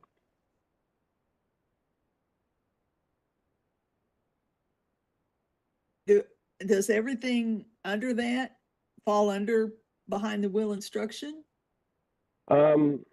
These 3 sections talk about behind the wheel instruction, and of course we talk about simulators too and all that, but behind the wheel instruction is mentioned in these 4 sections. Now, if you want to do something different, we can certainly do that, but that was what I kind of came up with when I noted that this needed to be changed. Mark, this is Carlos Reyna, would it make sense to take Q, R, and S and move them up to under the first paragraph? Well, I haven't gotten to that yet. I'll tell you what I kind of thought about that, but what I was going to do with Q, R, and S was call them paragraphs C, D, and E. Okay, well, the only reason I say is because that seems to fit more to the beginning of the driver's ed, not the behind the wheel part, but applying to the, for a permit, that's usually done in the classroom portion, and the second one, physically present, well, that applies to both. And then the last one, well, that would happen during the registration process. So I thought maybe that might fit a little bit better up above. You just have those 3 or 4 sections under behind the wheel. And that's why I decided to make these C, D, and E, because they generally pertain to both. So they're not actually part of the subparagraph. So all these under paragraph 2, A through E are under that. C is a separate section as well as D and E. But it would provide, it would pertain to the entire deal. So, the title of the new section, can you scroll back up to it?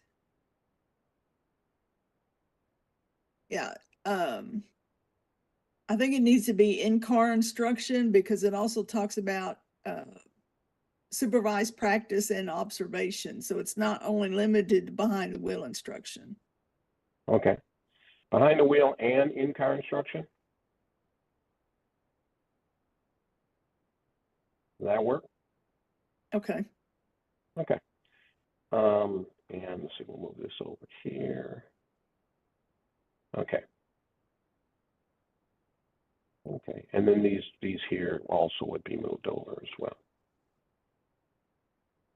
Sometimes we have to do a little bit of construction or reconstruction in these meetings, and this is probably one of the first times we've had to do this, but this this kind of came up when we were re-reviewing everything, and if we didn't do it now, I guarantee you Texas Register would come to us and say, you need to do this.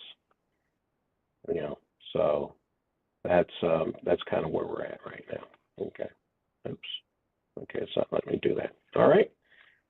Okay, so that's the extent of the changes that we discovered in 84.500 that we had to make.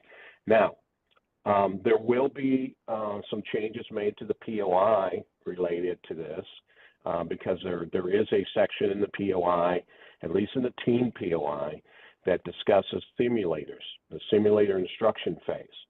And it cites back to this particular section.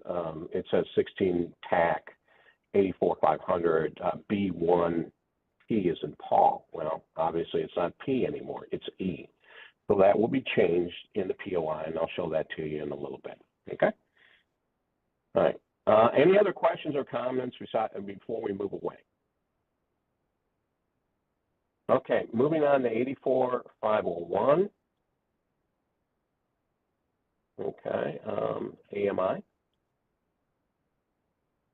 Okay. Now, in this particular section, again, we had to repeal and replace, and we made the changes that we made were mainly as a result of the 24 hours, the proposed 24 hours of class instruction. But for the most part, this is pretty much exactly the way it has been. We did remove the time constrictions that were formerly called course topics here in the course content. So we removed those. Why? Because we took the timing charts out of the POI and COI. So there aren't really any more time restrictions in how you decide you want to present course content. So we took that part out. Okay. Alrighty. Mark, I have a general question, if I may, right here. Does any of this section apply to parent-taught providers? The current what? Does any of this 84.501 apply to any of the parent-taught providers as far as their curriculums on any of these requirements? I don't believe so. We were mainly talking about the AMI folks. Yeah, I thought the statute made that clear, so I just was confirming. Thank you. 8450, that particular section on parent taught is pretty much going to control that. And as you know, we have some limited authority as to what we can do related to certain types of aspects on PTDE. That's been made quite clear to us by the legislature. So we have to step very carefully when we're talking about parent taught. Okay. Okay. Again, the changes we made were, basically as far as minimum content, it reflects the 24 hours classroom instruction. Once again, that's a proposed number. Okay.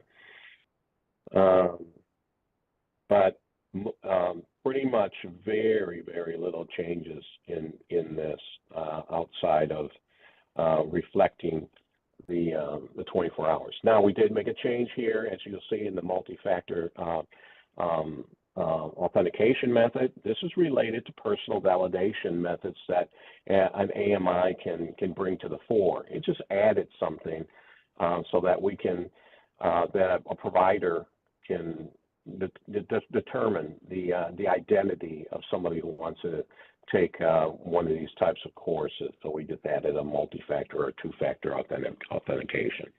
Okay. Again, the timers reflect the proposed 24 hours of classroom instruction.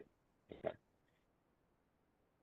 We made a slight change here in the test bank. You know, instead of requiring 20 questions from Module 1 and Module 8, we removed Module 8 and just simply said 20 questions from Module 1 would be in the test bank for content validation, and the other 10 would be from the remaining modules.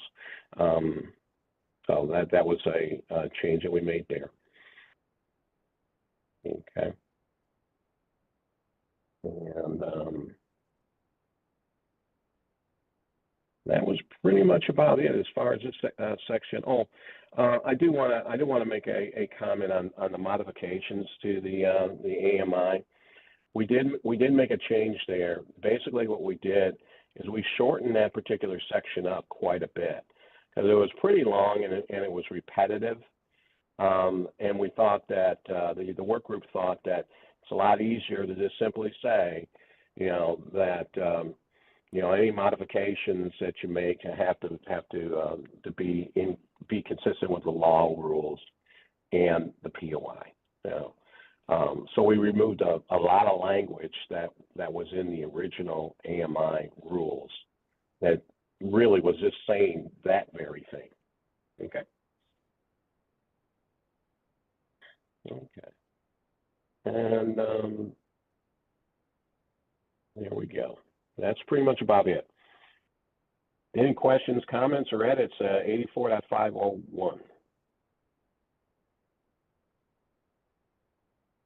Okay, hearing none. 502, we're going to move on to 84502, and this is brand new. But the interesting thing about this is that while it is brand new, it basically is doing nothing more than pulling the adult six-hour in-person course language out of 84500. Yeah? It used to be in 84500 B2. But for those of you that have been through 84500, it's a maze. And it's very easy. As many times as I've gone through this, and I'm sure the rest of you have gone through 84500 extensively, if you're looking for the language associated with the in-person course requirements for the adult 6-hour class, you can pass by it real easy. Now, I wanted to make this change probably 2 years ago, and I'm not entirely sure what got in my way, probably because we weren't necessarily working on curriculum at that time. But now we have this opportunity, and I thought that to simplify everything, why don't we just create a section that just extensively deals with, or exclusively deals with, the adult 6-hour in-person course. And that's what this is. So basically all I did was I took the language out of old 84500 B2 and dropped it right in here. Yeah. So you know, you're not going to see, you know, too much of a difference in that particular section. Any questions, edits, or comments related to that?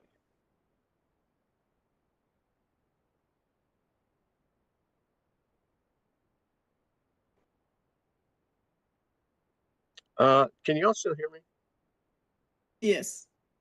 Okay. Yeah. My earpiece went out. So I'm going to eventually switch to another earpiece. But that's what's going on in 84.502. Okay. So the other any questions or comments before I move on to 84.503? Okay, hearing none. Moving on to 84.503. This again is another new section, but it's old 84500 B2 B as in Baker. Again, for the same reasons that I added 84502, this is 503, adult 6 hour, but it's for the online driver education course. The language is basically the same. All that happened was the numbering and the lettering was changed around to meet Texas Register form. Okay. Before we move off of 84503, I want to back up to 502 real quick. You'll notice there in yellow, this is the only new language, or maybe not necessarily new language, but it's language is very similar to what you just saw in the AMI section. Driver education provider must make a reasonable effort to validate identity. Okay. It doesn't change. You still need to make sure that John Smith is actually John Smith, whether you're doing an adult 6 hour or you're doing a teen course. Okay. Yeah. So that's what I wanted to point out for 502. 503, again, same language that was in 84500. B2B, just moved it out of there to make it easier for people to understand what they need to do if they're doing an online adult 6 hour course. Okay. And I believe I put the same language down here. Oh, well, actually, there's the multi-factor authentication method for personal validation. Same as you saw before. Okay. And then for content validation, everything is exactly the same. Okay. None of this has changed. Okay. All right. Any questions or comments?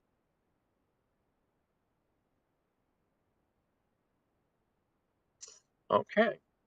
I do want to not move on quite yet. I want to make sure, as far as validation is concerned,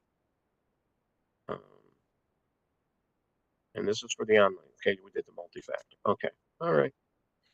Okay, we're fine. Okay, any other questions on this section before we move on? I did have one question. So it was with the removal of K1 and 2. It was in reference to the renewal done every even year. Does that mean that for AMIs as well as for the online driver safety courses, well, it has the same language removed, that they're no longer having to worry about renewals? Okay, I think you broke up a little bit there. I didn't quite hear you.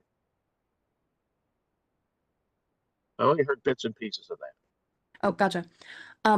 So a portion that was removed was K1 and then K2, and it was referring to renewals for AMIs on the even year.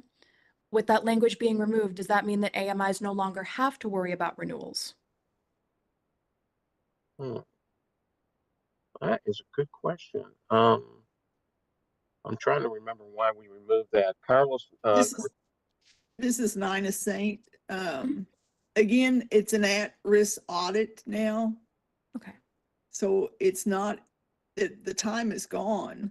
If they're at risk in their curriculum, then, and they got a complaint, they can do it every 6 months.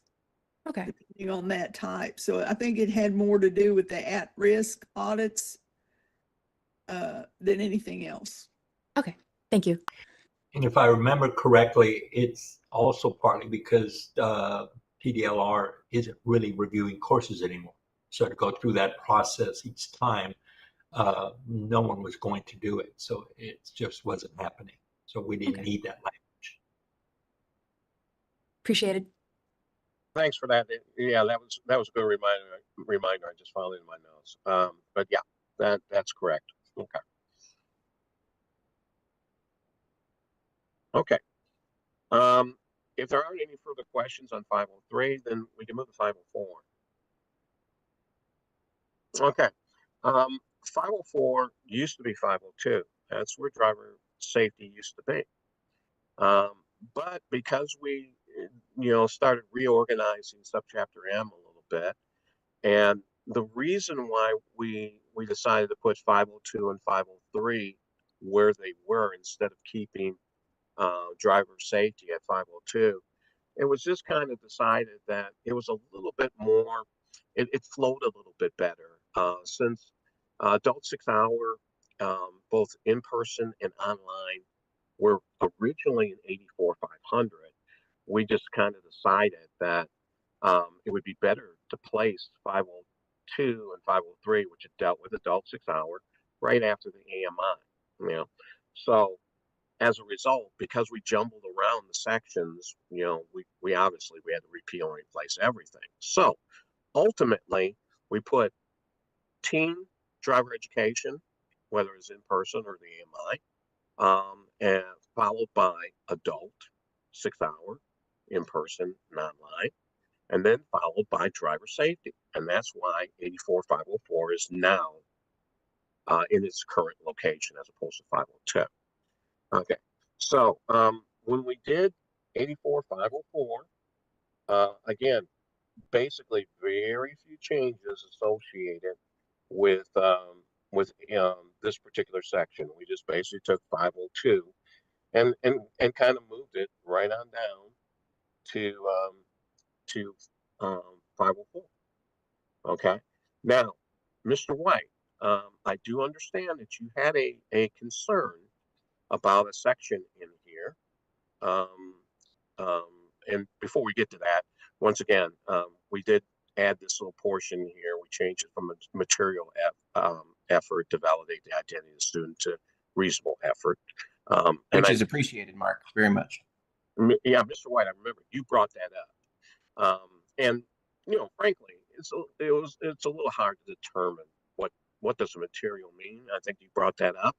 And so we gave it a lot of thought, and we just kind of fell back on the old legal definition of the reasonable man standards, you know. So, you know, enforcement seemed to be satisfied with it, and I think it's, you know, there are some efforts that can be taken that a reasonable provider would take, and in the event that they didn't take those, then, you know, the enforcement could make a decision as to whether or not they wanted to pursue that or not if something like this came up. Yeah, I think it's great language. I really do. Ms. Madden, did you have a comment? On the remainder of the package at the moment, no. No, I was asking Ms. Madden there because I saw her pop up on the screen there for a second. Sorry. Nope, not on this section. Okay. Now, as we move on down, Mr. White, you had another comment related to F. And as you'll notice, it was dealing with the requirements for authorship. And you brought up a really good point related to that. And, you know, and that, you know, someone who was creating course material would have to have some kind of experience in authorship in the subject matter. And, you know, the work group talked about it, and we came to the conclusion that, yes, you're correct about that. So we just totally removed it. You know, certainly, you know, we want to make sure, the department wants to make sure that whoever's creating these courses, you know, has, you know, certainly understanding of the subject matter.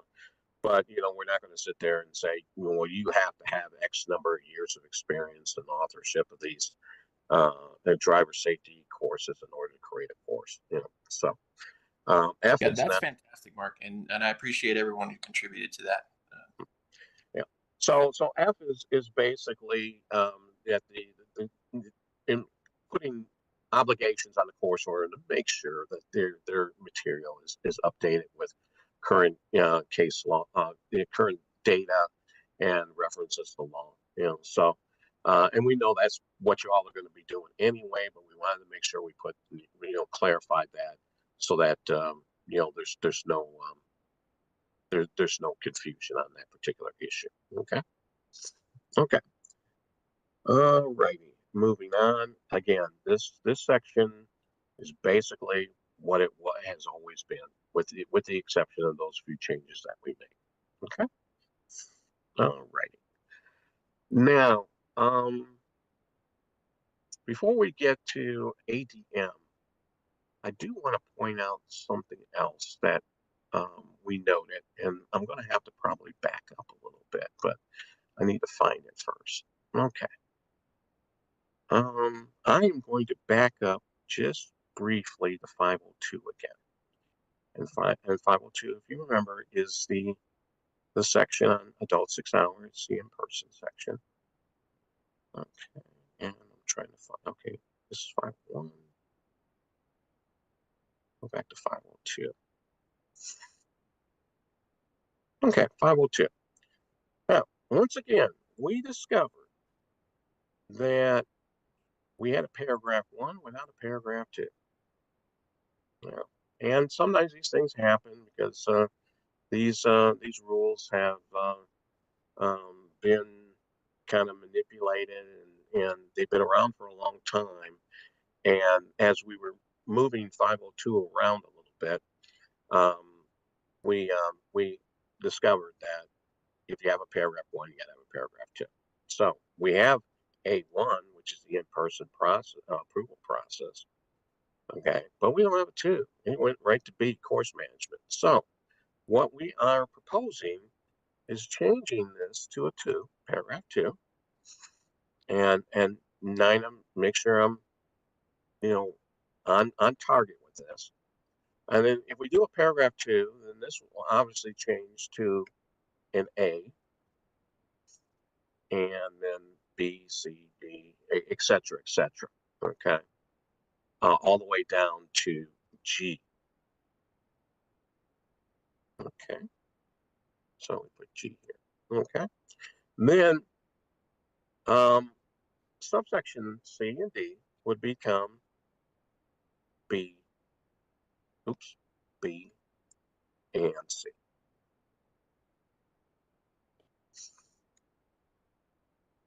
Okay, now that would be the change we made to 502. I'm sorry for jumping around a little bit, but I had forgotten that, and I wanted to make sure that you all were aware of what change we have to make in order to be Texas Register compliant. Okay. Any questions or issues related to that renumbering and relettering change? Great. Okay. Then I want to go back to the last section that we have here, and y'all have been great on this. Then go down here to the ADM section related to driving safety. Okay. Did that say that? Oh, I'm about to change that. That should say AMD. Where am I? I want to make sure I'm in the right section. Okay. ADM. So yeah, I need to change that. I want to change this while I'm thinking about it. This should be AMD. Okay. Okay, now we're in the AMD section, 84505. Once again, this is the old AMD section. All we did was just basically just give it a new number, and we moved it on down. Okay. So what you see here is basically what it was before, with the exception of we changed this from 502 because that's where driving safety used to be. We changed it to 504. Okay. Anywhere we saw something like that, we changed it. Okay. And then we added in the multi-factor authentication method here as well for personal validation. Okay. But this is what we pulled from the old AMD rules. We put them in here. Okay. Also, this used to be 502. Now it's 504. And then we made one change here in the modifications to the ADM. We shortened this particular section up just like we did previously. And since we shortened it up quite a bit, there is no more paragraph 1. We shortened it and we simplified it. So because of that, that language there had to change. Okay. Any questions or comments related to this this particular section?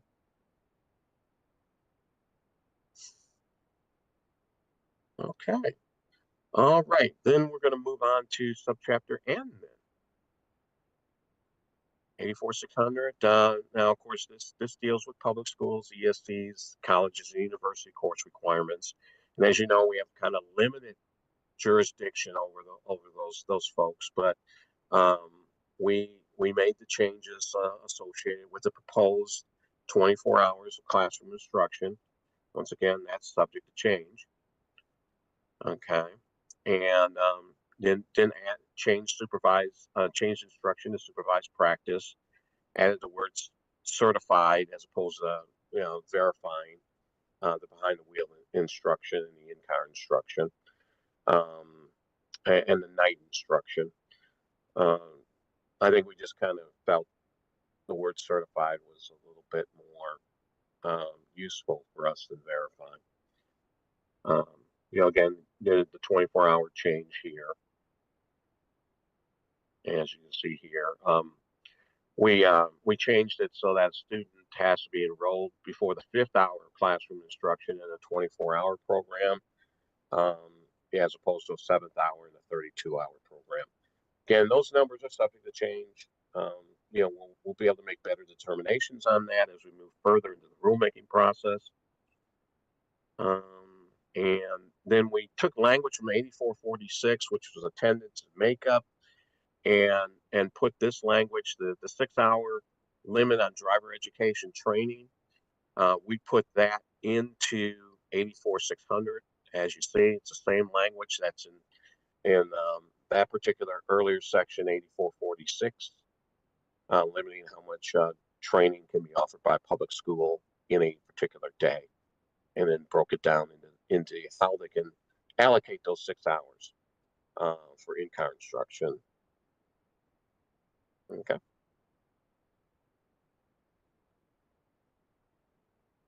All right.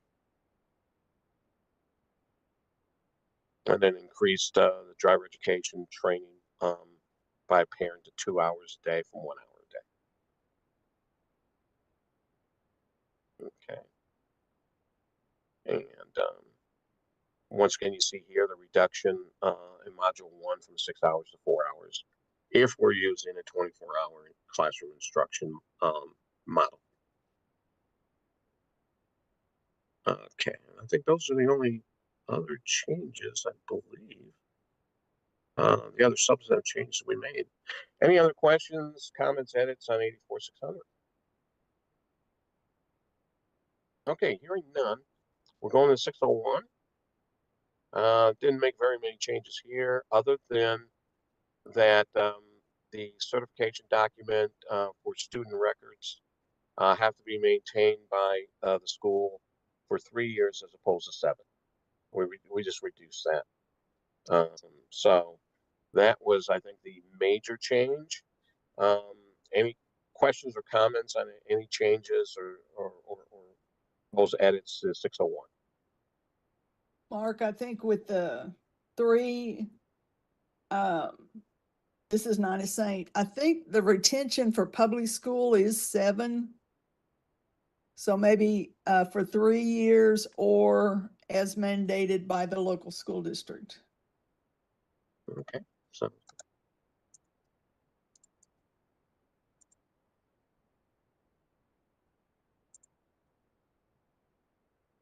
Okay. Any other questions or comments, related to this section? Okay, then those are the rules that we have thus far. Again, we've discussed quite a bit the rulemaking process, and that these rules are going to be, again, eventually they're going to be published, and we're going to try to publish them as quickly as we can. There'll be a 30-day comment period where we expect to hear comments, not just from anyone here on the board, but the public. We invite them. We learn a lot from what is being said. So these rules are not necessarily cast in stone. What we're going to ask for is we're going to ask for a motion for y'all to approve publication with the changes that we've made. Again, understanding that these rules are subject to change. Okay. Now, any other questions before we move on to the POI and the COI? And I think we can move on to those pretty quickly. Mark, if we're going to go on to the POI, I don't know if anyone wants to do lunch. I think a 15-minute break to get us done, and we can get through the last of it pretty quickly because it's just the POIs, and there really wasn't any change to topic content or anything like that, other than the timelines were changed. So if it would be agreeable to everybody, maybe we can do a 15-minute break at this point, and then come back in and finish up with the last of the POIs, and we'll be done with this meeting. I think you're all going. This is Mark Lightning. I think you're all going to be pretty happy with the changes that were made to the POI and the COI. Again, Yeah, I think so too. The timing charts are gone, so you should be happy about that. Right. How long do you think it'll take you to go through the last part here? Oh, not very long at all. I'd say, because I think I gave you the whole deal just a few seconds ago. If that's the case, if nobody objects, then we can just go ahead and go on forward from here and just finish this up. All right? Okay, let's go ahead and do that, Mark. Go ahead and now move on to the POIs. Thank you. Okay, I'm going to stop sharing this screen, and I'm going to try to see if I can get I'll tell you what, Carlos, can we do a 10-minute break real quick and then do this? Absolutely. Absolutely. Right now it is 12:27. Why don't we get back together here at 12:40? All right. So we'll see everybody at 12:40. Thank you.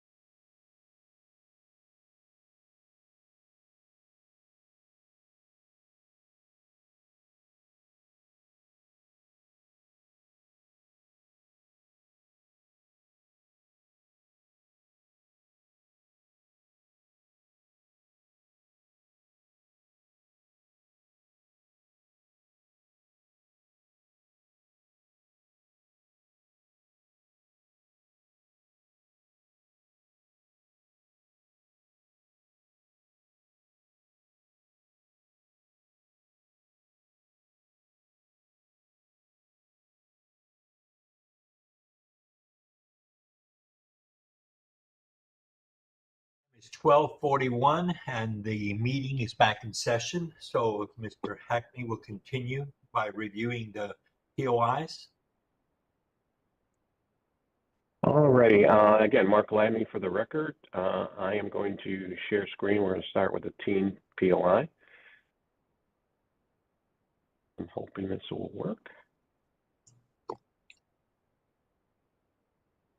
Okay, can you all see that? Well, I know it's small print right now, but can you all see it right now? Yes. Okay, great. Okay, I'm going to try to get through this pretty quickly. As you can see, this is the proposed POI for teens, and again, the December 2024. It's just a placeholder for now. It doesn't necessarily mean that's when this is going to be effective or revised. Okay. Now, I'm kind of at a bit of a quandary as how to go forward on this, but the main changes that we've made to the POI in the teen courses is, first of all, we wanted to put this notice in here, and I believe Shannon mentioned this earlier in the meeting, that, we want to make sure that providers are not using the POI as curriculum, because it's not. It's basically the POI is just created to help guide providers who want to create course content for both the classroom and the in-car training phase. So it's again not curriculum. It's just kind of a guide. That's why we call them program guides. Now they do have the force of rule. You have to make sure that you follow the requirements in there, and this is what the auditors are going to be looking for when they're auditing your courses, to make sure that you're teaching the required materials. But again, you want to create a course. This is kind of a helper. Okay. Well, we just made. I'm going to try to make this bigger because this is pretty small. Okay. Can everybody see that? Yes, we can. Okay, great. Okay, we made changes, of course, based on the proposed 24-hour classroom instruction. This is in the introduction. Again, that 24 hours is not set in stone. We'll see what happens after we get public comment and bring it back before you, and we have a discussion regarding that. Hopefully, that's the only discussion that we'll have related to these rules and the program guides. But we'll see what happens. It depends on what we get. So these are the changes that we've made. And I'm going to make them a little bit bigger. Again, they were based on the 24-hour proposed classroom instruction. Okay. And as you can see, the core program again discusses the 24 hours. It mirrors the language that we have in 84-500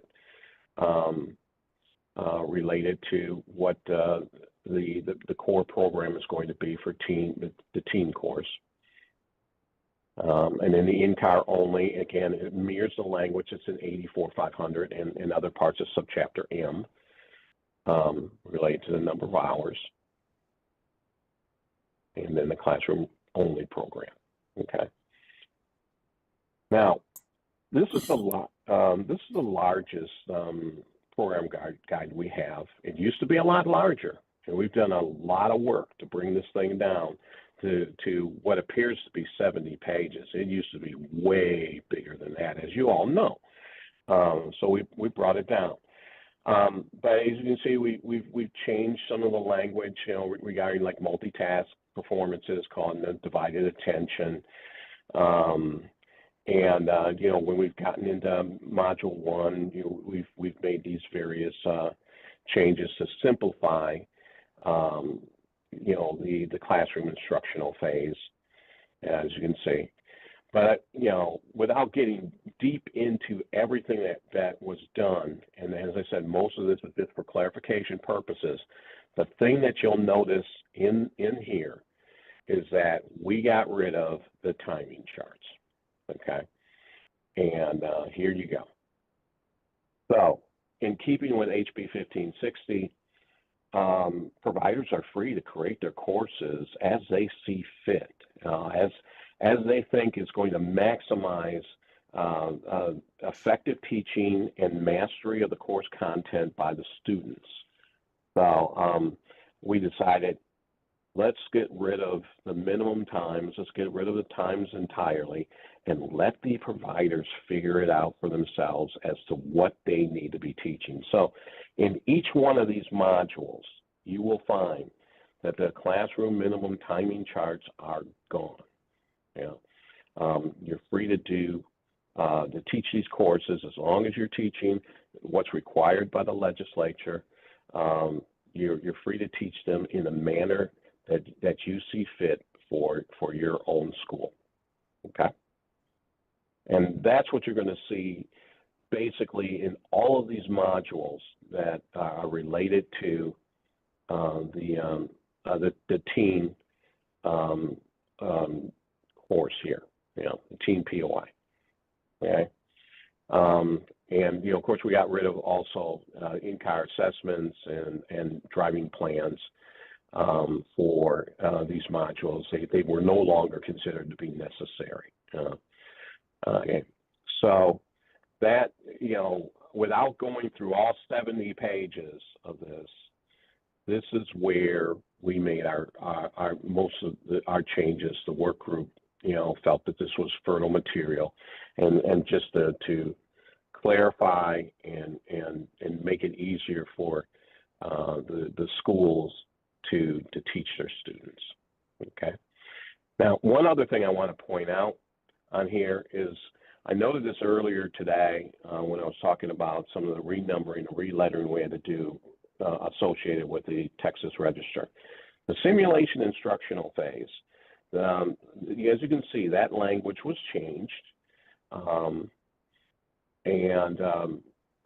We had to also change the reference to the rules that are associated with simulations. Now, because we just made a renumbering and relettering change, instead of that reading 16 TAC 84500 B1P, it is going to now read 16 TAC B2E as in Edward. That's a new section. So in each one of the modules where simulation instruction phase pops up, and then it's in 11 different spots, we will be making that change, and so that it will read B2E is an Edward as opposed to B1P, and we will make that change in there. Okay. So I know that y'all have had a week to look at all this stuff, but as I said, for this particular program guide, and I wanted to start out with the largest one, the changes that were made, the biggest change was the elimination of the timing charts. Okay. So are there any questions or edits or comments, anything that you want to point our attention to that we can briefly discuss today related to the POI-DE? Okay, well, how do you all feel about, to the extent that you've had an opportunity to take a look at it? I mean, I understand that, it hasn't been that long for you all to look at this, but how do you all feel about it? Mr. White, Ms. Madden, any other board member who was not on the work group, how do you all feel about it? This is Jim Hiller, and I kind of agree with eliminating a lot of the timing because certain sections that teaching of driver's education, the school or the instructor might find, which is a little bit more important, and they're not constricted to an actual minute. So this has to be so many minutes, and that has to be so many minutes. So I think that allows the school or the instructor to emphasize things that they feel is a little bit more important than something, as opposed to being constrained by time frame. So I think that's a good asset. Thank you very much. Anyone else? I also am fine with the changes that have been made to the POI. Okay. All righty. Now, I don't think this is too far off the beaten track, but I just kind of wanted to ask, how do y'all have any opinion on whether or not the program guides in the future, and I'm not talking about, next year or whatever, but in the future, do you feel that there is utility in continuing to have the program guides? This is Can you Carlos. elaborate on that? I'm not sure what you mean. I mean, do you feel that we should continue to have the program guides, as they are right now, that the department, creates these guides and maintains them and all that? Or do you think that at some particular point, because HB 1560 has put more of the control of course content in the hands of the schools, and frankly, I think expects y'all to start creating your own courses, do you think that the program guides in the future, not talking about, right now, but in the future, that we should continue the program guides? How else would you regulate the industry?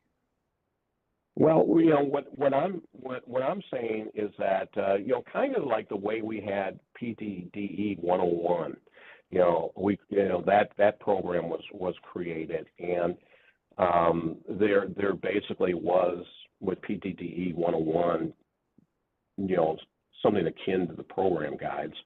Eventually, we kind of pulled away from even producing that anymore, and just basically. We had it out there for a little while as a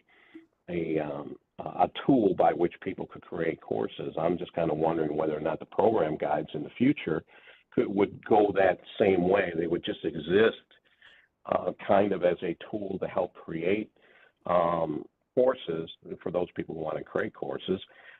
But, the department itself would not necessarily be, updating and recreating and editing and changing the program guides. I understand that, Mark, but from my view, the reason for having this is not about so that you can define what the industry is doing. It's so that you can address when there are issues within the industry. Well, we're not defining what y'all do. I don't think that's necessarily what these program guides are designed to do. I mean, they're as we said, it's not curriculum, and some providers are using this as curriculum.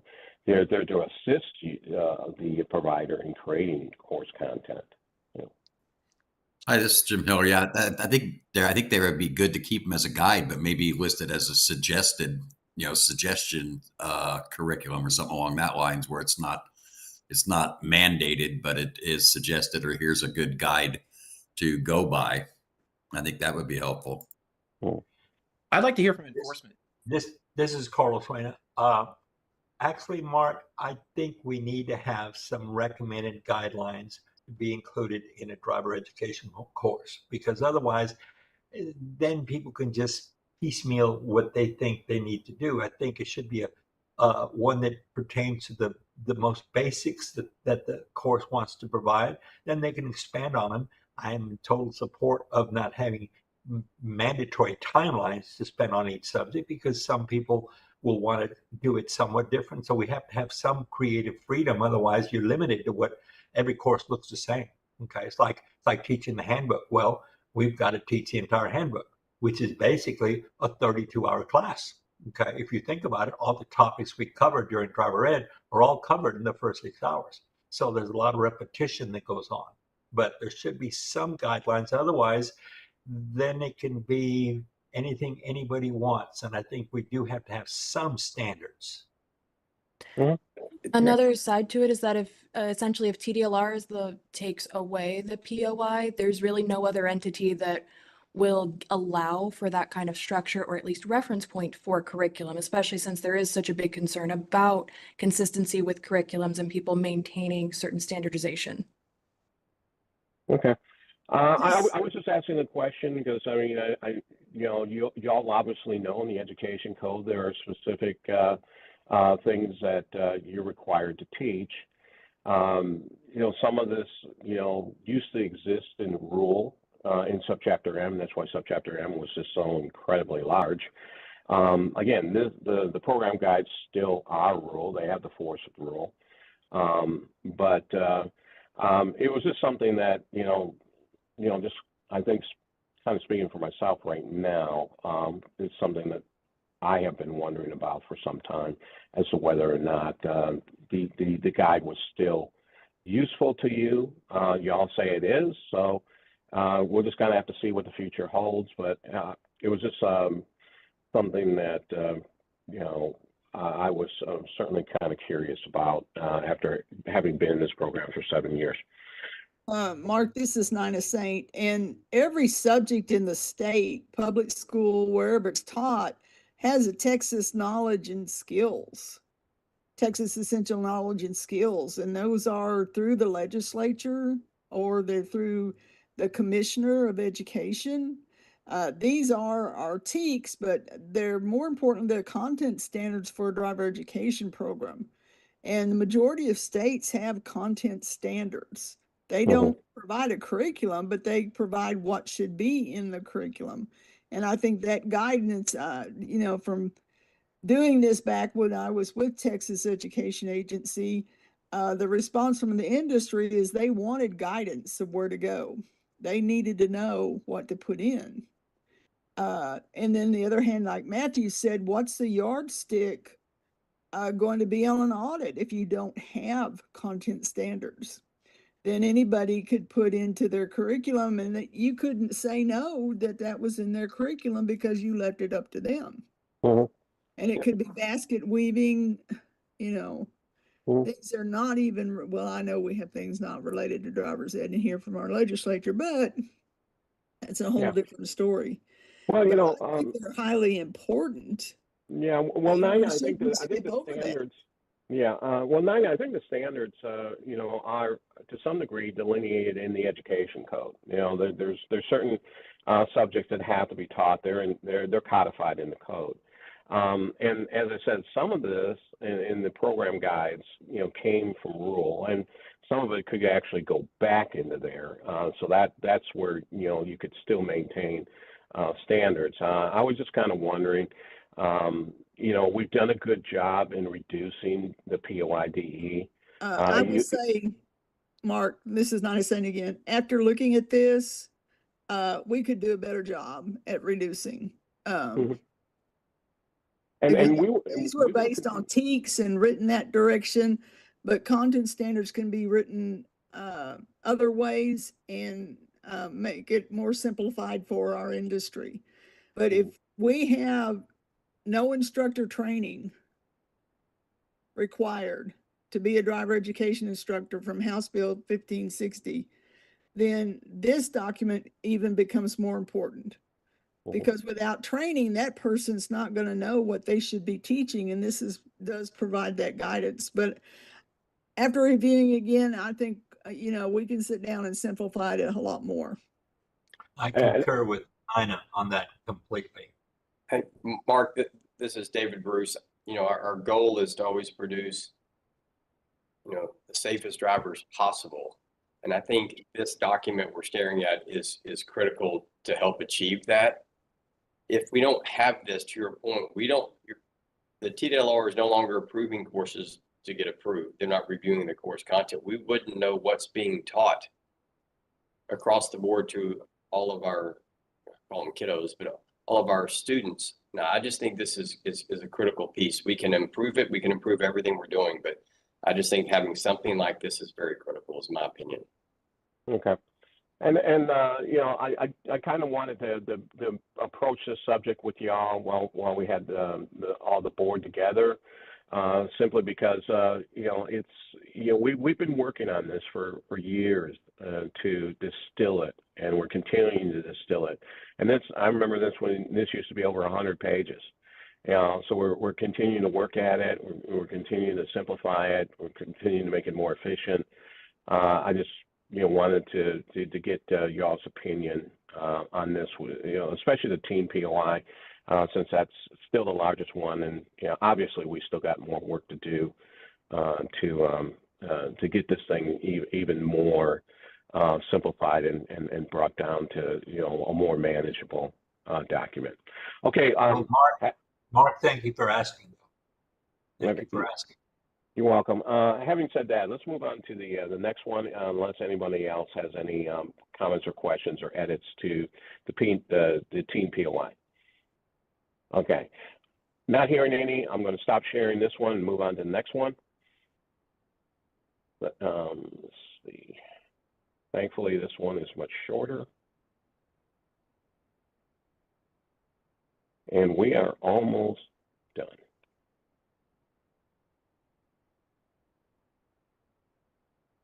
Okay, can folks see my screen?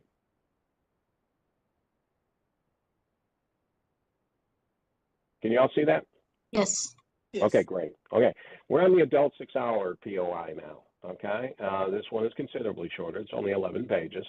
And as you can see, we didn't really make too many changes on here. We did make some changes. Again, we added that same notice that you saw in the POIDE, reminding providers that it's not curriculum, so don't use it as such. We made some similar changes here that we made in the POIDE. Certainly not anything dealing with classroom hours, because that wasn't necessarily a concern with this, because it's still 6-hour course.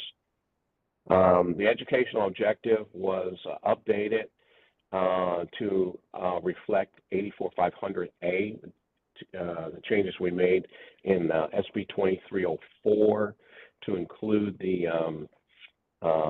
Texas Driving with Disabilities program. And then it just takes some other educational objectives that were also in 84500 and add them in here to basically put all the educational objectives in one spot. So that's the major change that we made to the adult 6-hour POI. Of course, we got rid of the minimum instruction times as well, so y'all can create your courses as you see fit. And we also included some information related to the Texas Drivers with Disabilities program for guidance on those schools that wanted to add in to their curriculum information related to that new program. And I didn't point this out in the POIDE, but that's in there as well. Basically the same language. Can you go to the last page of this document? Sure. Okay, this is the last page. Right.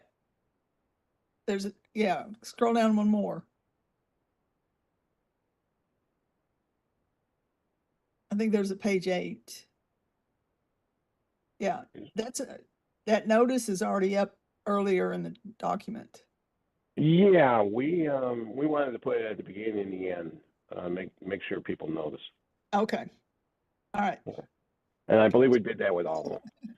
Are you emphasizing that? Yes. Okay. Well, you heard me talk about it. You heard Shan talk about it. So it's something that's pretty important. Okay. Any questions, comments, edits related to this POI for the adult 6 hours? Okay, hearing none, then I'm going to stop sharing screen on that one, and I'm going to come up with the last one. Where's it? Oh, I had it, but apparently I didn't. Okay, so that is going to be driving safety. Okay, and I'm going to try to share screen on that one. Mark, if I may, I'd like to take a second to thank David Bruce and Mr. Martinez for their help in making these changes here. David really provided a lot of good insight, and I'm excited about these changes because it's going to allow driving safety courses not to become just clones of each other, but actually create something, or they're free to create something that will really be more beneficial to the public. So thank you, David, Ms. Martinez. Yes, Department of ECHOSAT. Okay, again, we made a few changes here pursuant to what Mr. Martinez and Mr. Bruce brought forward. Again, and this is kind of interesting, and I kind of wanted to bring this up a little bit. We did have a kind of a robust discussion on what kind of specific statistical data that the driving safety courses were going to offer. And, so, right there at the very beginning, a determination was made to really focus in more on Texas specific data. Certainly course providers have the option to add anything extra that national data that, they deem is useful to whatever discussion they may be having with the individuals that they're instructing. But that was something that kind of came up, and some folks might think that's pretty obvious, but we did spend quite a bit of time talking about what kind of statistical data we thought was necessary to put into these courses to make sure that the students are getting taught properly. Okay. And then another important thing here in section 2.4, sequencing the topics, we basically came to the conclusion that, y'all can teach your courses pretty much the way you want to teach them in the order you want to teach them, we want you to teach them, with the necessary materials that we have here in the COI. But you don't necessarily have to go, in numerical order. You can have your courses the way that you want to have them, and teach the topics that you think you see fit in the order you see fit. So that was another thing. Another change that we made here as far as educational objectives was just simply to include the SB 2304 material about Texas driving with disabilities, and we did that. Okay. Again, clarifying, shortening things up, organizing things a little bit better. That's kind of the things that we went through as a group and did all that, and then added in the information related to the Texas Driving with Disabilities program, as we did with the other two guides. Removing the minimum instruction times once again. The providers, will have that freedom to teach the course materials in the manner that they deem to be appropriate to maximize student mastery over the course content. So that's basically where we went with this. So are there any questions, comments, or edits associated with the COI? I had a question about page 3. Okay, let's go back to page 3.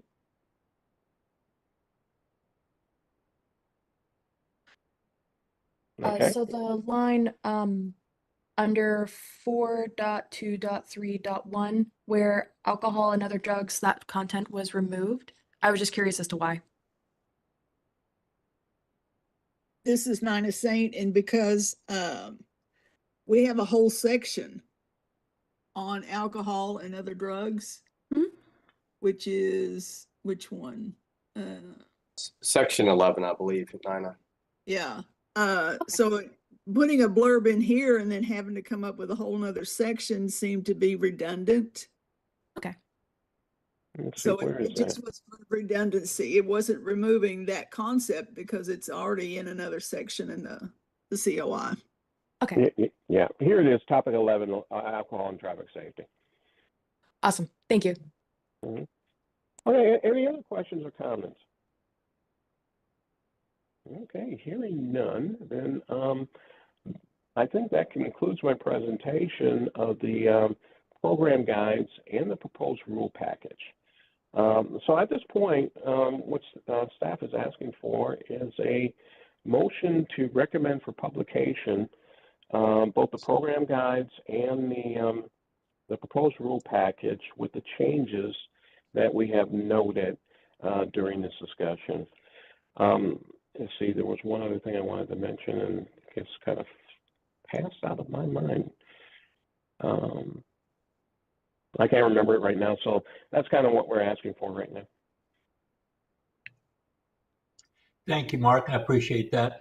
Just to give members one more chance, do committee members have any further comments or questions on the proposed rules or the POI guides?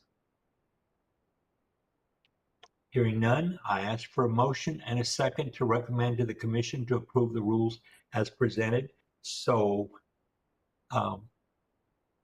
anyone, please? Carlos, this is David Bruce. I motion to approve them. Thank you, David. This is Nina Sain. I'll second. And Angelica, would you do a roll call vote on the motion and announce the results, please? Let me just double check. Mark, are we looking for a motion to publish the rules to the Texas Register? Okay, because you mentioned approval by the commission, so I just want to make sure I get the correct. Yes, but unfortunately, that's what I have in my script, so that's why I read it that way. But I wondered about that myself. Yeah, it's a motion just to go forward publishing it. Yes. So do we need Okay, so Mr. David, Bruce to made a rephrase motion. his motion, or Yeah, do we motion need to a new motion? recommend to publish. I believe that's what we're doing, right? Yes, that is, well, that's what I was. Okay, Second. fine. Okay. You'll do a roll call vote, please. Yes, sir. Dr. Nina Joe Saint, Yes. Matthew White, Yes. Mr. Hiller, Yes. Elizabeth Madden, Yes. David Bruce, Yes. Gayatri Vasan, Yes. and Presiding Officer Carlos Reyna. Yes, Motion passes. thank you. All right, next, does anyone have any recommendations or items they'd like to add to the agenda for the next meeting? Anything? All right.